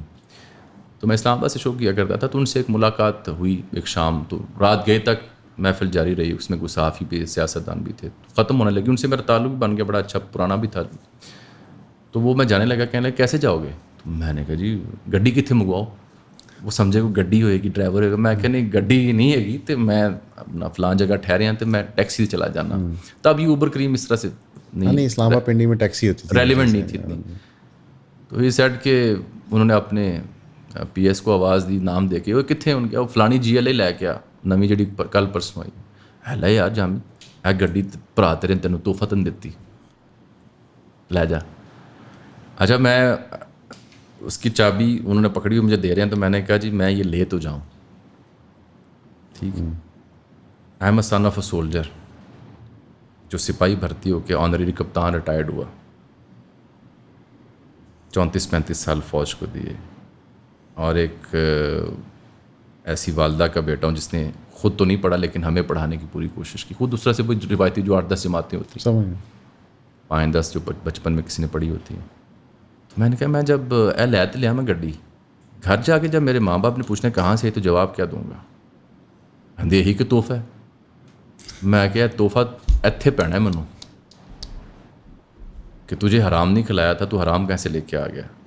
سو آئی ریفیوزڈ. الحمد للہ, اللہ آپ کو اس پہ قائم رکھے. مشکل ہوتا ہے. پھر ایک بڑا مقبول ٹی وی شو ہے, 2-3 اینالسٹ اس میں بیٹھتے ہیں. تو ایک زمانے میں جب میں دنیا ٹی وی میں شامی صاحب کے ساتھ پروگرام کرتا تھا, تو وہ شامی صاحب کے حوالے سے بھی انہوں نے کافی کرٹیکل اپروچ لی اور ان کے معاملات پہ کافی تنقید کی. تو میں ٹویٹر پہ چونکہ بڑا ایکٹیو تھا, ابھی بھی ہوں, تو میں ٹویٹر پہ انہیں ذرا ڈیفینڈ کیا. نہیں, میں ان کو ذرا کرٹیکلی جواب دیتا تھا, because I knew they are not active on Twitter, they don't know how to deal with Twitter. So I use to respond them critically. تو انہوں نے کہا یار منڈا بڑا پھدکدا ہے, ایسے تے کاغذ کٹاؤ فائل. تو انہوں نے فائل نکلوائی میری. فائل جس بندے نے نکالی, لکیلی وہ میرا بیچ میٹ ہی تھا. تو وہ مجھے ڈھونڈتا میں F6 میں کہیں بیٹھ کے برگر شوارما کھا رہا تھا. تو اس نے پیچھے سے آ کے مجھے پکڑا, اس نے کہا یار بندہ عقلی کر لیتا ہے. میں نے کہا کیوں؟ کہتا ہے 1 صفحے کی فائل نکلی ہے, اب میں کیا پیش کروں. پتہ چلا گھر جو ہے بینک لیز سے گاڑی کھڑی ہے, وہ والد صاحب کی, دوسری گاڑی دنیا ٹی وی نے دی ہوئی ہے, تو پلے کچھ نہیں ہے گا. میں کہ نہیں, تو کہتے میں کیا پیش کروں. ان کا سن کچھ دے دیو یار, میں آنیسٹلی اسپیکنگ میں نے کہا پہن کچھ دعا دیو یا لکھ دیو, تو لکھ کے میرے نہ کر دیو. This is how things went on. لیکن اس سے یہ ہے, ایک بات ہے, رات جب آپ کام کاج کے تھکنے کے بعد گھر جا کے لیٹتے ہیں نا, آپ کے ضمیر پہ بوجھ کوئی نہیں ہوتا, کوئی بوجھ نہیں ہوتا. اس میں ایسے ہے کہ ٹیمپٹیشن کو ریزسٹ کرنا بڑا مشکل ہوتا ہے, اور جو کرے جبلت ہے انسان کی. فی الحال اس دور میں میں سمجھتا ہوں کہ وہ کوئی نیک آدمی ہے. اجمل بھائی آپ کا آنے کا بہت شکریہ. سوال میرے پاس اور بھی ہیں لیکن وہ نیکسٹ ٹائم کے لیے رکھیں گے. اور کوئی آپ پیغام دینا چاہیں گے اینڈ میں, کیونکہ اس وقت قوم ایک بہت کرٹیکل سٹیج میں پھنسی ہوئی ہے. میں جو اپنے ینگ ہمارے جرنلسٹ ہیں یا یوٹیوبرز ہیں, سوشل میڈیا انفلوئنسرز ہیں, میری ان کی خدمت میں یہ عرض ہے کہ اس ایکسپوجر میں اتنی فیلڈس ابھی ان ایکسپلورڈ ہیں کہ بجائے اس کے کہ آپ پولیٹیکل کامنٹس کو اپنا فورٹے یا اپنی اسٹرینتھ بنائیں, یہ آلودہ ہو چکا ہے مدعا, انتہائی زہر آلودہ ہو چکا ہے. اس میں اپنے آپ کو انڈلج کر کے زہر آلود کرنے کی بجائے آپ ان فیلڈس کو ایکسپلور کریں جن کا مارجن بہت شدت سے کھل رہا ہے, چاہے وہ انفرٹینمنٹ کا معاملہ ہو, چاہے کوکنگ کا معاملہ ہو, چاہے ریسیپیز کا معاملہ ہو, چاہے ایکسپلورنگ اسمال ٹاؤنس کا معاملہ ہو, ایکسپلورنگ ہسٹری کا معاملہ ہو, یا فیکٹ چیکنگ کا معاملہ ہو, یا ایک مکینک ہے ہمارے ادھر سیالکوٹ سے ناروال کے بیچ میں کوئی جگہ بنتی ہے, نام میرے ذہن سے نکل گیا, تو وہ موٹر سائیکل کی چین کیسے ٹھیک کرتے ہیں, اور اگر موٹر سائیکل کے جو پاؤں رکھنے والی جگہ ہے اگر وہ ڈھیلی ہو جائے, فری ہو جائے, تو اس کو ایک ٹرک سے کیسے ٹھیک کرتے ہیں, وہ والی 30 سیکنڈ کی 60 سیکنڈس کی ریل لگاتا ہے. ہاؤ ٹو ویڈیوز میں. ہاں, اور وہ بڑی سکسیزفل ہیں. یعنی اب موٹر سائیکل پیچھے بیٹھتے ہیں نا, تو پیچھے جو پائیدان ہوتے ہیں وہ سم ٹائم نا وہ فری ہو جاتا ہے, ڈھیلا ہو جاتا ہے. تو وہ ایک ٹرک سکھاتا ہے کہ وہ ایک ٹرک ہے، اس سے یہ بالکل ٹھیک ہو جائے گا، آپ کو بدلنا نہیں پڑے گا، عمومی طور پر بدلنا پڑتا ہے. پھر وہ یہ بتاتا ہے کہ اگر آپ کا ریم ٹیڑھا ہو جائے موٹر سائیکل کا تو گھر میں اسے کیسے ٹھیک. تو ایسی جو ٹریٹس آپ کے پاس ہیں ان کو ایکسپلور کریں، بجائے اس کے کہ آپ سیاسی باتیں کر کے خود بھی زہر آلود ہوں اور معاشرے کو بھی زہر آلود کریں. اس سیاست سے کچھ نہیں نکلنا، یہ گند ہے اور یہ جاری رہے گا. تو میری خواہش ہے کہ میرے نوجوان جو ہیں وہ ان ایونیوز کو ایکسپلور کریں جو لیسٹ ایکسپلورڈ ہیں. جزاک اللہ اجمل بھائی، Thank you, بہت sir. شکریہ آپ کا. Thank you.